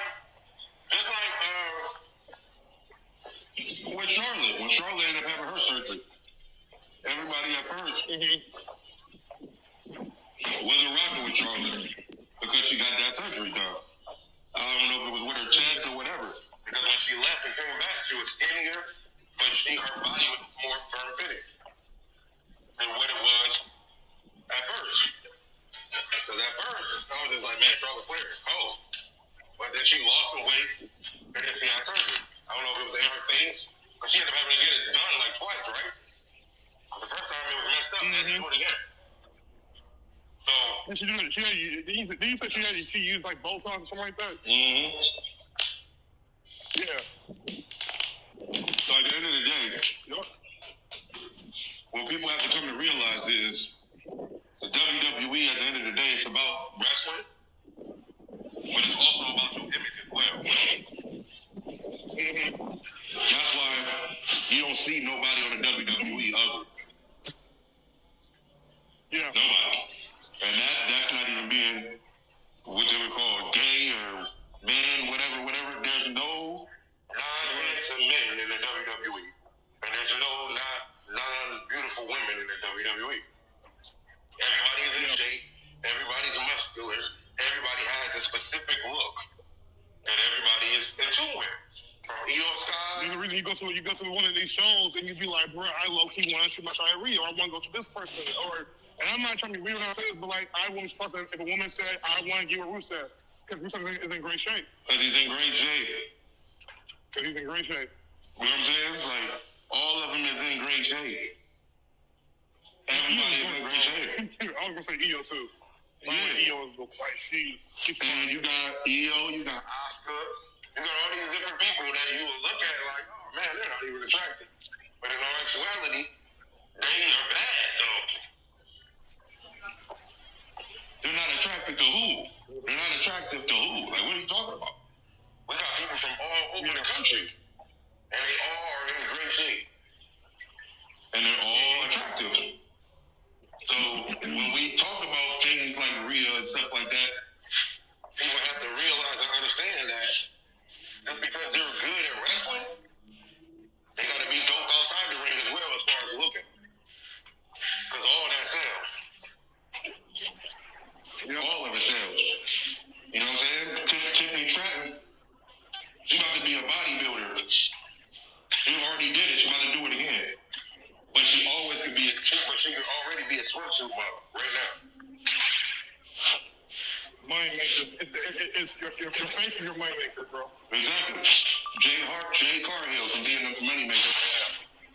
There's so many people in the WWE that could be money makers right now. From male to female. You can say Drew McIntyre, money maker. Roman Reigns. He got it. He got it.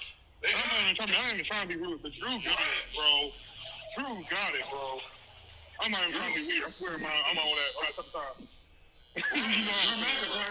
Drew McIntyre can be a movie star right now, no debate. David Kaiser can be a movie star right now, no debate. Put that man Gladiator, and they did Game of Thrones movie.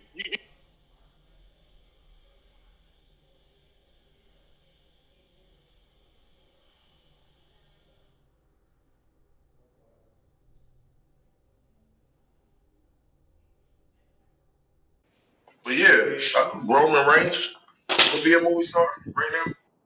Yep. Well, he is a movie star. Street Fighter that comes out. So he's I ain't already, thinking he is. He is already. yeah, Yep. he's already that. He can go into modeling if he wants to.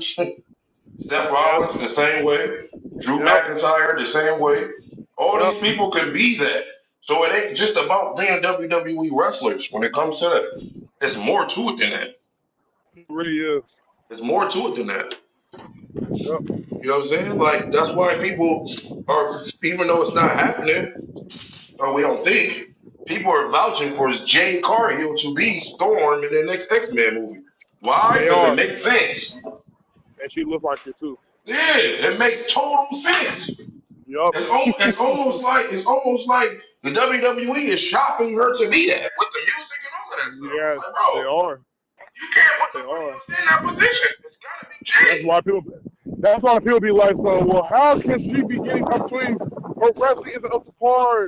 It's all this stuff. First of all, this idea that every wrestler has to be great at doing what other wrestlers do in the ring is so bogus to me. That's so freaking nonsensical at best. Because Roman Reigns didn't do anything crazy in the ring. The man had a Superman punch, and he had a spear, and he had a freaking guillotine choke, and he can put on a great match with anyone. But that was because that was also due to his dance partner.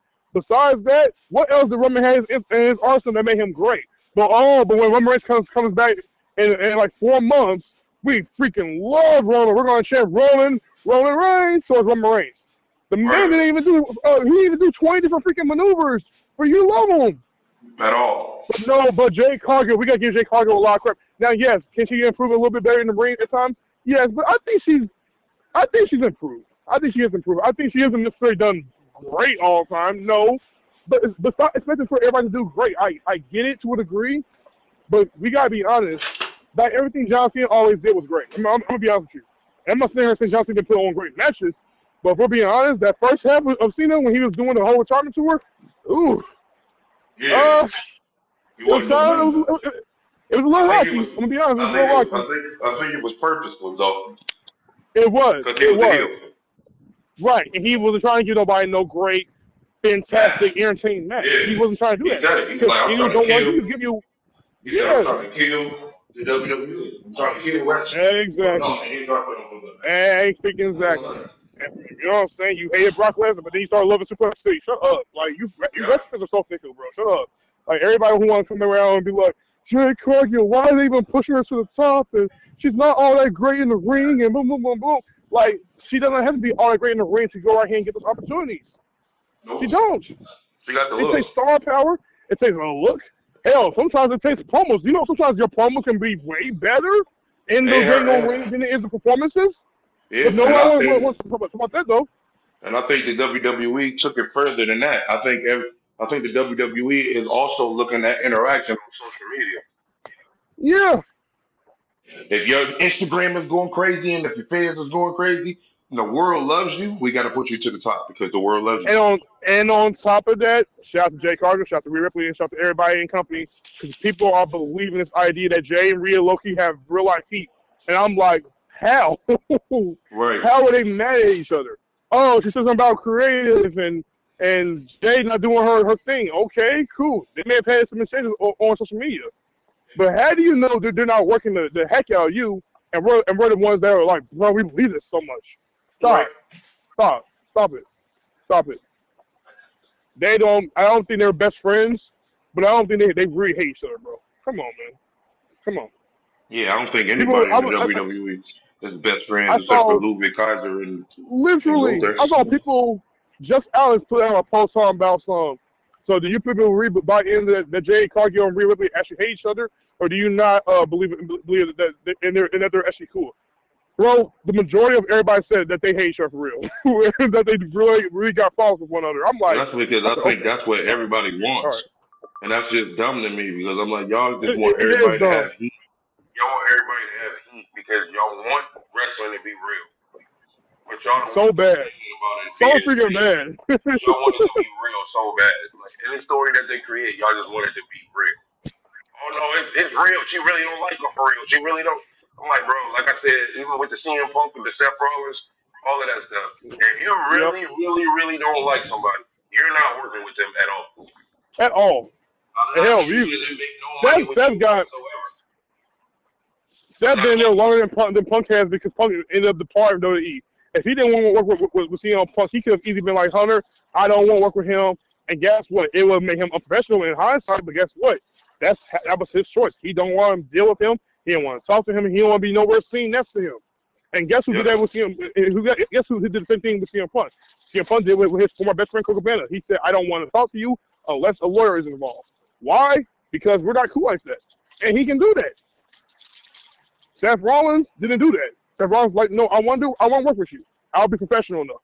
So kudos to Seth and kudos to Punk for pulling their differences aside and going, we're going to make magic out of this. And they did. Absolutely freaking did. And they're still Right. doing it. But my point is, to be the point, if they really hated each other, why would you then work with the person you absolutely hate? It doesn't make any sense to me. It does Don't not. make no sense. It doesn't make sense. But at the same as that time, in professional wrestling, because people fail to realize, though, personal issues draw money. So if I take my personal issue out on this one person, and you believe me and him actually hate each other, guess what? You're interested. So at the same time, if I'm going to market this, I'm going to market this for sure. Since Right. ever, I'm going to make sure to give it as much attention as possible. Capitalism, you call it politics, whatever. But I guarantee you're going to believe it. I can tell BG right now I hate him right now if I wanted to. And I can sell you guys the idea as much as I hate him, but because you have known us for a long time, you won't believe me. You Which wouldn't is believe great. it. You shouldn't believe me. You shouldn't believe me. But say I didn't know BZ and I didn't say this outright towards BZ right there and there, and me and him just got on the phone and we just spaz on one another. Then you would be like, bro, legit, Josiah don't like BZ, BZ don't like Josiah, blah blah blah blah. Okay. Mm-hmm. And you would have been sold on it. But that's not the case. It's just not. That's not. Yeah, that's not how this works. And I No. think just people. There's just so many people who just. There's just so many people who just love when people is beefing. People love chaos. People love anarchy. People love confusion. People love what the devil does. This is essentially what the devil is all about. Right? Kill, steal, destroy. Sorry for being in spiritual matters, but think about it for a second. You love this stuff. You're attracted to this stuff. You're enamored. You're freaking enticed by the idea of hatred, right? Yeah. Because you assume this world needs to hate each other. Just like, for example, T.I. and 50 Cent are beefing right now, right? People love the idea of T.I. coming at 50. And people also love the idea of 50 coming back at T.I. There's people on T.I. side that's going, T.I., bro, you cook 50, boom, boom, boom, blah, blah, blah. And there's people on 50 side being like, nah, T.I. didn't really cook. 50 got him on this one. So which one is it? The fact of the matter is you're entertained by it and you're feed off of drama because you don't know what else to do with your lives. You really don't. Right. It's ridiculous that we live in a world that's like this, but this is the truth. No one wants to be told it's the truth, but it's the truth. You're feeding off of hatred. Why? Why? It don't make sense. You're that depressed and that and anxious, whatever, to where you like. I just want to see somebody hating one another. I love that. I love drama. To me personally, drama gives you a headache. Do you love seeing yourself a headache every single day? Right. Gotcha. Cool. Okay. Like what Kid Wilson said before in wrestling, even though it's a gimmick, but I love what he's saying. It's true. You're toxic. That's what you are. Yeah. That's what it is. Toxic. Um, Speaking of best wrestlers or people who come in there doing their thing, Johnny Gargano came back. I saw your text, BZ. You was hilarious. Here comes Johnny.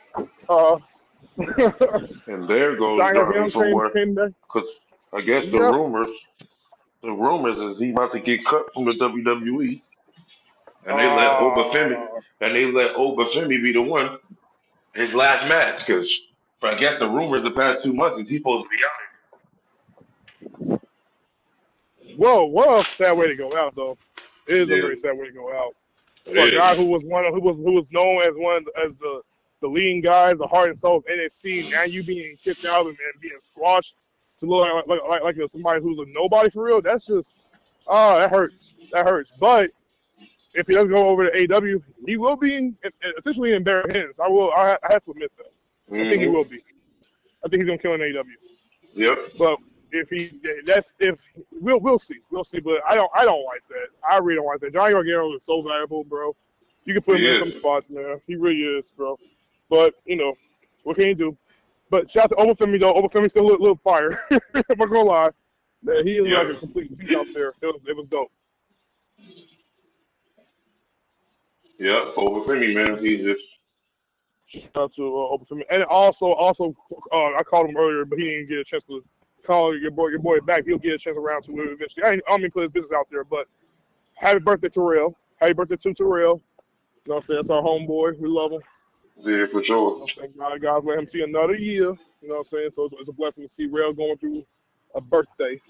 Um, Let me see. Was there anything else to point out besides Sammy? Not Sammy. I mean, Oba and Johnny. Let me see. Oh yeah. Here we go. Ladies and gentlemen, the main event of the evening. Drew McIntyre defending the WWE Championship against the American Nightmare, Cody Rhodes. BZ, you want to have the floor on this one, or you want me to speak? Um, I think I don't know. I think the the overall picture, the WWE got it right. The bad part about it is, even though you get it right, don't mean people gonna like it. Mm, mm-hmm. Even though people are fans of things that you do or something like that, or you know what I'm saying, like that's like okay. If this, for example, LeBron James went to New Jersey. I think that's what it was. I think it was New Jersey or no DC or something. I forget. But either way, he went on TV and said, "I'm taking my talents to South Beach." It was the right move, Mm-hmm. but that don't mean that people don't like it. Yeah. Nobody wanted to see him leave Cleveland. It was the right move for him because he wanted to win. He knew he couldn't win in Cleveland at the time because they didn't have the pieces for it. And with him being in Cleveland, they weren't going to be able to draft people because they were going to be too good because LeBron causes your record to not be bad, so you don't get lottery picks.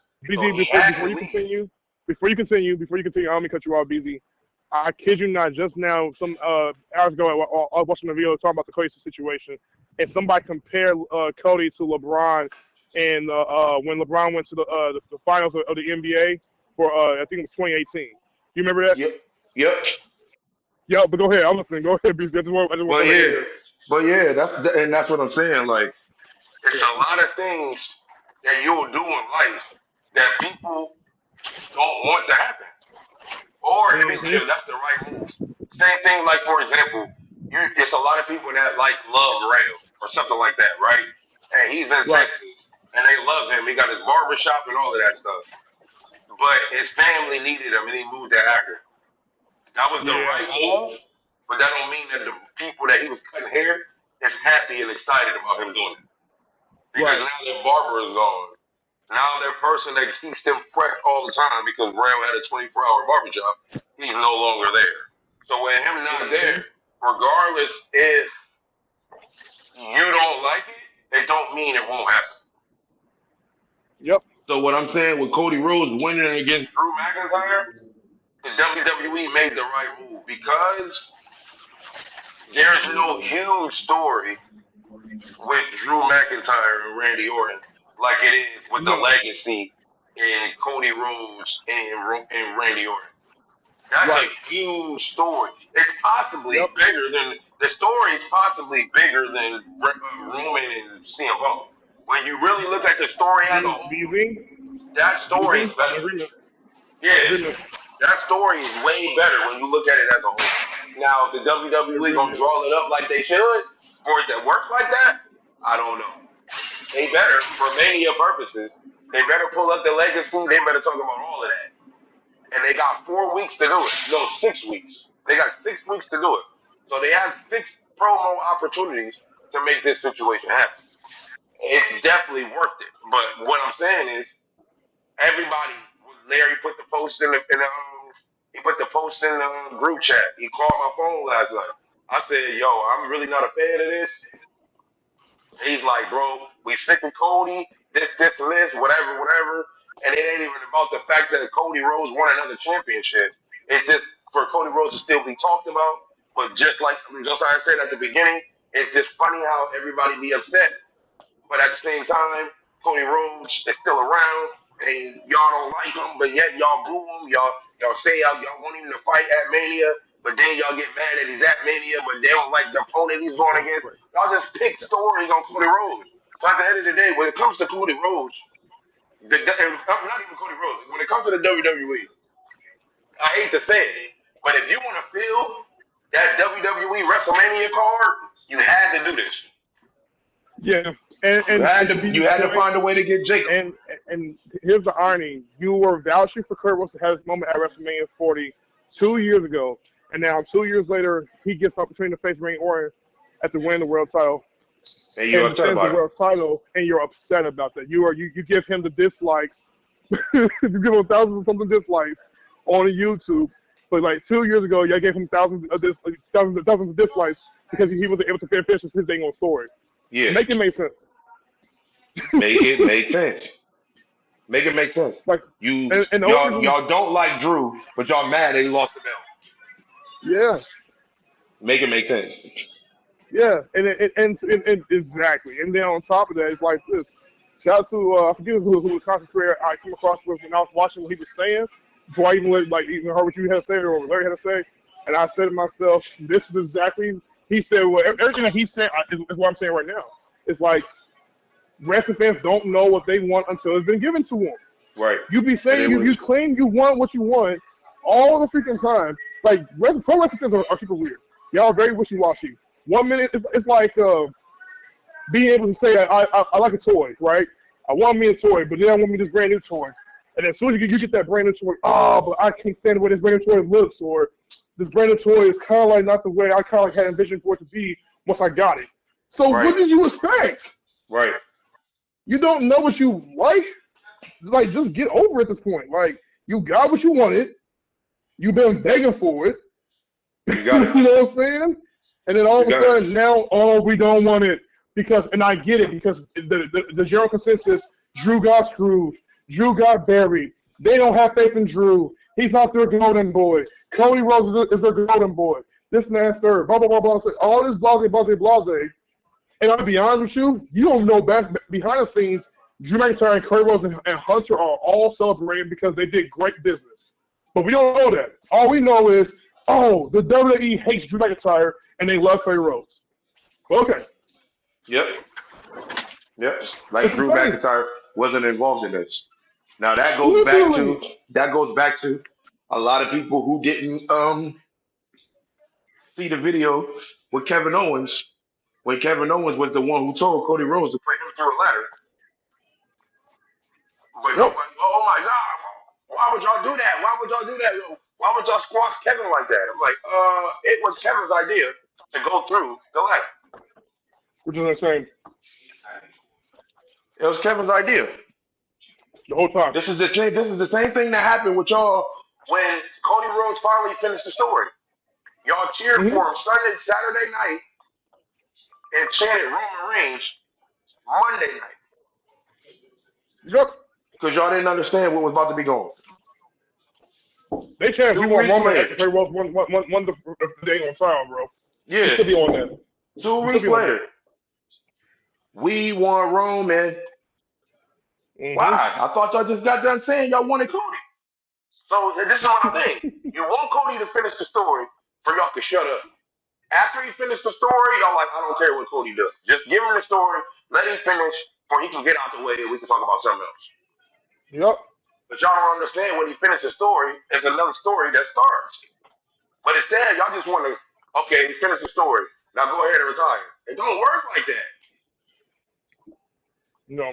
They don't work like that. It don't, after you're done, you just go and retire. No, it doesn't work like that. He has to start other stories with other people. He has to just do more promos about the situation and how he won. He has to do all of that. That's all part of the package deal. That at the time, y'all didn't want.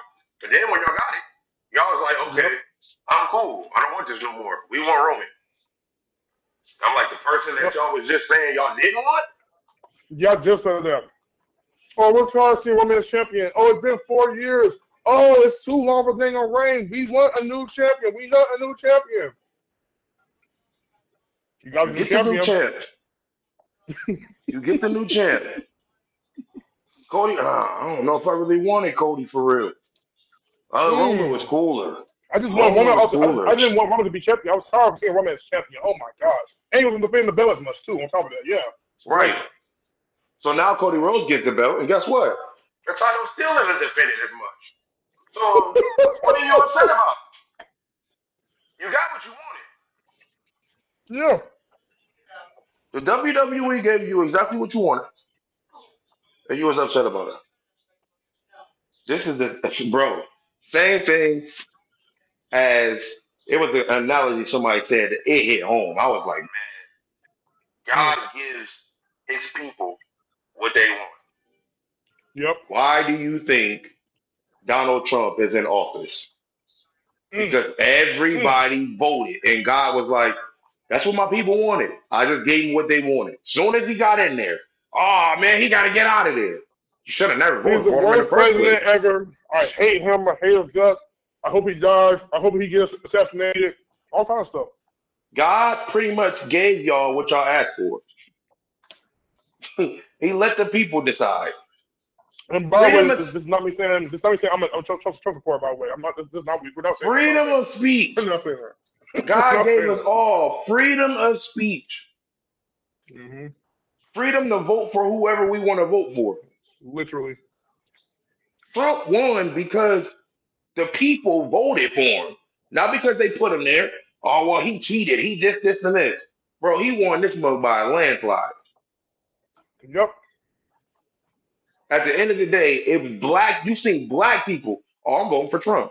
No, I'm voting for Trump, and y'all all was voting because y'all was talking about that stimulus check that y'all have not gotten Mm-hmm. since he got in office. I haven't got mine. That man got into office, and now he started a whole war, and now gas is $1 more than what it was, and y'all ain't got nothing. But this is who y'all voted for. Mm-hmm. Y'all admit that y'all voted for him, and y'all like, dang, yeah, I did vote for him, but I thought things were gonna get better. Now we want somebody else. Like, bro, this is what y'all wanted. Y'all got what y'all wanted, and now y'all upset about what y'all got because y'all thought things was gonna be different. Same thing with Okay. Cody Rhodes. Oh, y'all got what y'all wanted. As soon as Cody Rhodes got there, now y'all think things was gonna change. He doesn't have the Mm-hmm. aura of Roman Reigns. Why did you expect that? He didn't have the people in his corner like Roman Reigns. He didn't have the none of the things that Cody was doing gave you Roman Reigns aura at all. No. But y'all was like, oh no, we want Cody, we want Cody. People crying when he won a championship. Mm-hmm. Grown men saying I put on signs that they drove like so many extra miles just to go to Monday Night Raw to see Cody Rhodes and put out "We Want Cody" signs. Yep. All because he didn't get his spot at WrestleMania.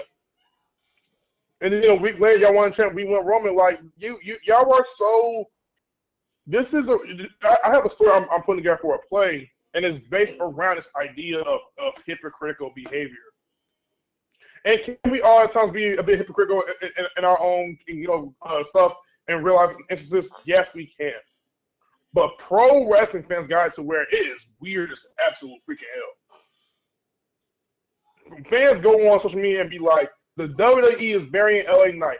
Y'all were just saying nothing long ago, the WWE is burying Penta. And Penta just got the freaking ice out. Oh, we love WWE for doing that. No, you didn't. You didn't love them. You don't love them. Let's be honest. You don't love the WWE. Why even be a fan of professional wrestling at this point if you don't love their decision making from time to time? I just don't like. You won't even like sit and wait and just be patient. And I said it. Be patient. He just got to the company like last year, and he just won the belt. Great. If it took him 2-3 years, okay, it is what it is. It would. We probably would complain about it at some given point in time. But guess what? We gotta trust the process. Yeah. They want people to. You think the WWE is deciding talent? You think they're deciding talent for the sake of not wanting to see them win? That's bogus as all hell. Even if you don't maintain being, even if you don't get to the world title spot, that does not mean the WWE does not want to see you win, bro. Right. They want to see you win. They saw the Usos have won for years. Naomi just won. She won. Like I saw her Unreal story, and I was watching Unreal, and you think about Naomi for a second. Like Naomi wasn't. I'll say this with all due respect. Naomi was. She wasn't the Naomi that we got now. She was just cool to be there. Let's have some fun. Do whatever else. Whatever the WWE has me to do, I'm going to do it. That was Naomi from back then. Until Naomi decided with Sasha Banks that she needed to leave because she got tired of just being nice. And at some given point in time, as a human being, you have a breaking point. We all have a breaking point. And we all sometimes spiral because we get tired. That's real life. Yep. She comes back. They give her the Rumble spot. She ain't win the Rumble, but that don't matter. Eventually, she turns heel, does a great promo, a great character shift in her character, wins the title, becomes a mother. She's killing it. Yep. And guess what? The WWE is like, we love you and we want to see you win. Period. She don't get y'all main event at WrestleMania. She's already won. Watch out. Yep. Watch out. She don't get main event at WrestleMania. She's already a first ballot Hall of Famer. Get out my face. Already.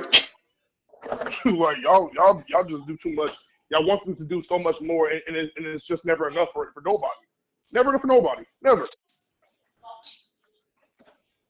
We love Cody. We love Cody and Dusty. Dusty Rhodes never won the world title. So Cody hasn't won the world title. Do it for your dad. We love it. It reminds us of the Lion King. Simba. Right? Yeah. Y'all wanted this. This is what y'all wanted. Yeah. And WWE said, we heard you. We got you. Yeah. Let's give it a while. Matter of fact, imagine this too for a second, right quick. Think about this for a second. Just before the whole Rock, pandemonium had happened, a year before, Cody lost against Roman, and everyone was so pissed at that finish. Oh, it wasn't the right call. Oh, WWE, you had a lightning in the bottle. Why did you erase it? Boom, boom, boom, boom. But y'all cease to forget it was his first world title opportunity to begin with. Had to come back to WWE for about a year. And you can't just win the title just right off the bat. Beasley supported the idea of them losing. Of Cody losing. I was a little torn at first. I'm not gonna lie. But then the more I thought about it, I said it was the right call. It was the right call. And I still stand by that. There's people on social media that like, no, it wasn't the right call. Yes, it was the right call. It was the right call, bro. It was the right call. It was clearly the right call.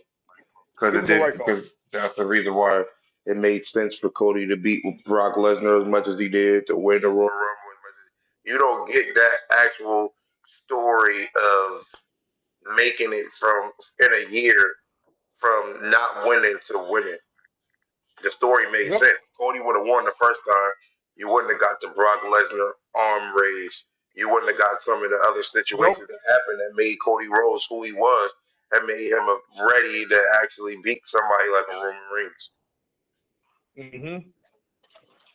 That would have just been Cody Rhodes coming back from AEW, and all of a sudden you just moving into the top. It don't work like that. Yep. They didn't even do the same thing for CM Punk. They made CM Punk go through the gauntlet as well, and he was getting injured, but Mm-hmm. yet he still came back, putting on And putting go ahead, on go, easy. Yep. putting on classic matches with Drew McIntyre and all of that stuff. Like Yep. everybody Yep. that he got in the ring with, he was doing classic work. He Exactly. deserved everything that he got. Mm-hmm. That's it. They have work for it. And to bust your guys' bubble just a little bit more, for those that were calling this guy the chosen one, and always, he's always Mr. McMahon's guy. Roman Reigns didn't win his first title match going against Brock Lesnar. Nope. Mm-mm. You know who Roman Reigns beat for his very first World title win? Title win? Dean Ambrose in that tournament. And he lost it in seconds. Because Sheamus was the Monday briefcase winner that year. And he went ahead and pinned Roman on the same night and took the belt away from him. But this is the same guy. You guys are like, he's being pushed so down our throats. Right. It's a process. It's a process.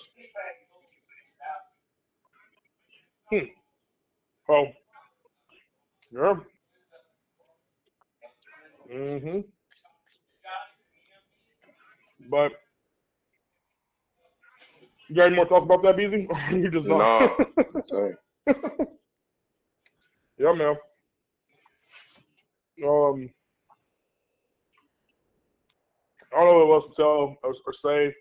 At the end of the day, bro, professional wrestling is a predetermined thing that people should be fans of and should take with a grain of salt. Stop, losing your minds over it and going crazy. Like, really tap into being a real life human being and not someone who's just robotically programmed by social media. Okay.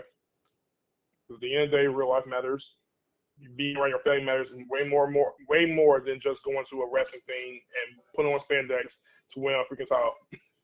Just keep it real with you guys. Yeah. So what they do is a privilege. What they do is awesome. But I'm willing to bet you right about now, if you go ahead and try to do it, it's not easy as you think it is on the surface. It's really not. There's a reason why Cody Rhodes is at the top. And I get it. Yes. Could he do better as far as the title run? Absolutely. Could he be better as far as promos? Absolutely. Could he be better as maybe as a heel? Absolutely. And I can tell you right about now, there's a lot of things he can improve on to be better.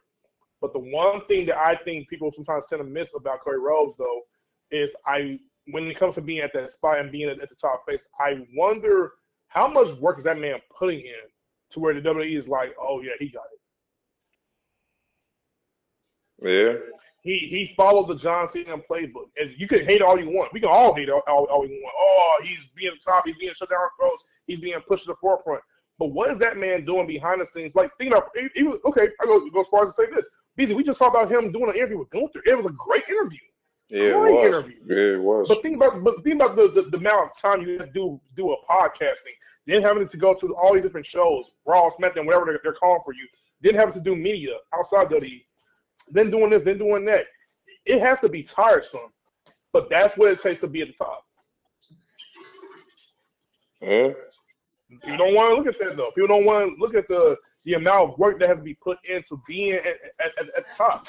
John Cena was at the top because he put so much work in. A lot of work. I mean, a lot of work on Cena's behalf. A lot of work.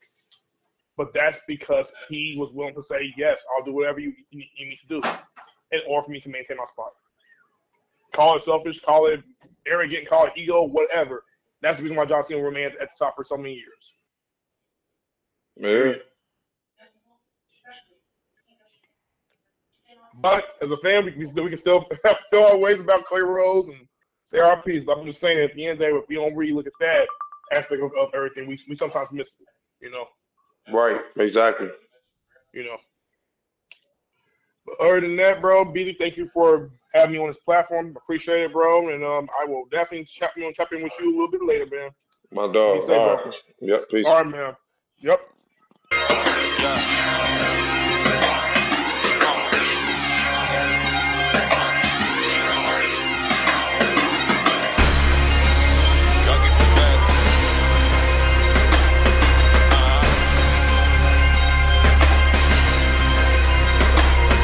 Boom, bang, two to the dome, you know I came to kill. ill. And all the DJs and beat makers know the drill. Your boy back, they all run like sawmill. This beat was just sent to me, this was a fresh kill. But you ain't know when I load up, I act wild. Like draw form, my screen kicks like a bad child. It's time to relocate, but not the eastbound. Call me a virus, we moving to the west now. I've been bugging more ammo than any Russian. My 16s I air out like a semi-bustin'. My chick bad, I sing to her like David Ruffin. Give her the game, she roll up, we lit and puffin'. Thought I was done, but this rapping is in my bloodline. Heat feeding me beats, I zip them up like K-Shine. The swag so out of this world, never in state lines. Used to be passing with everything, now I take mine. Pittsburgh, my name Monty, some of you notice me. I get you lit and I'm brown, nickname me Hennessy. I came in the game, they ain't do nothing but doubt. But now I feel like a tongue to win my name in your mouth.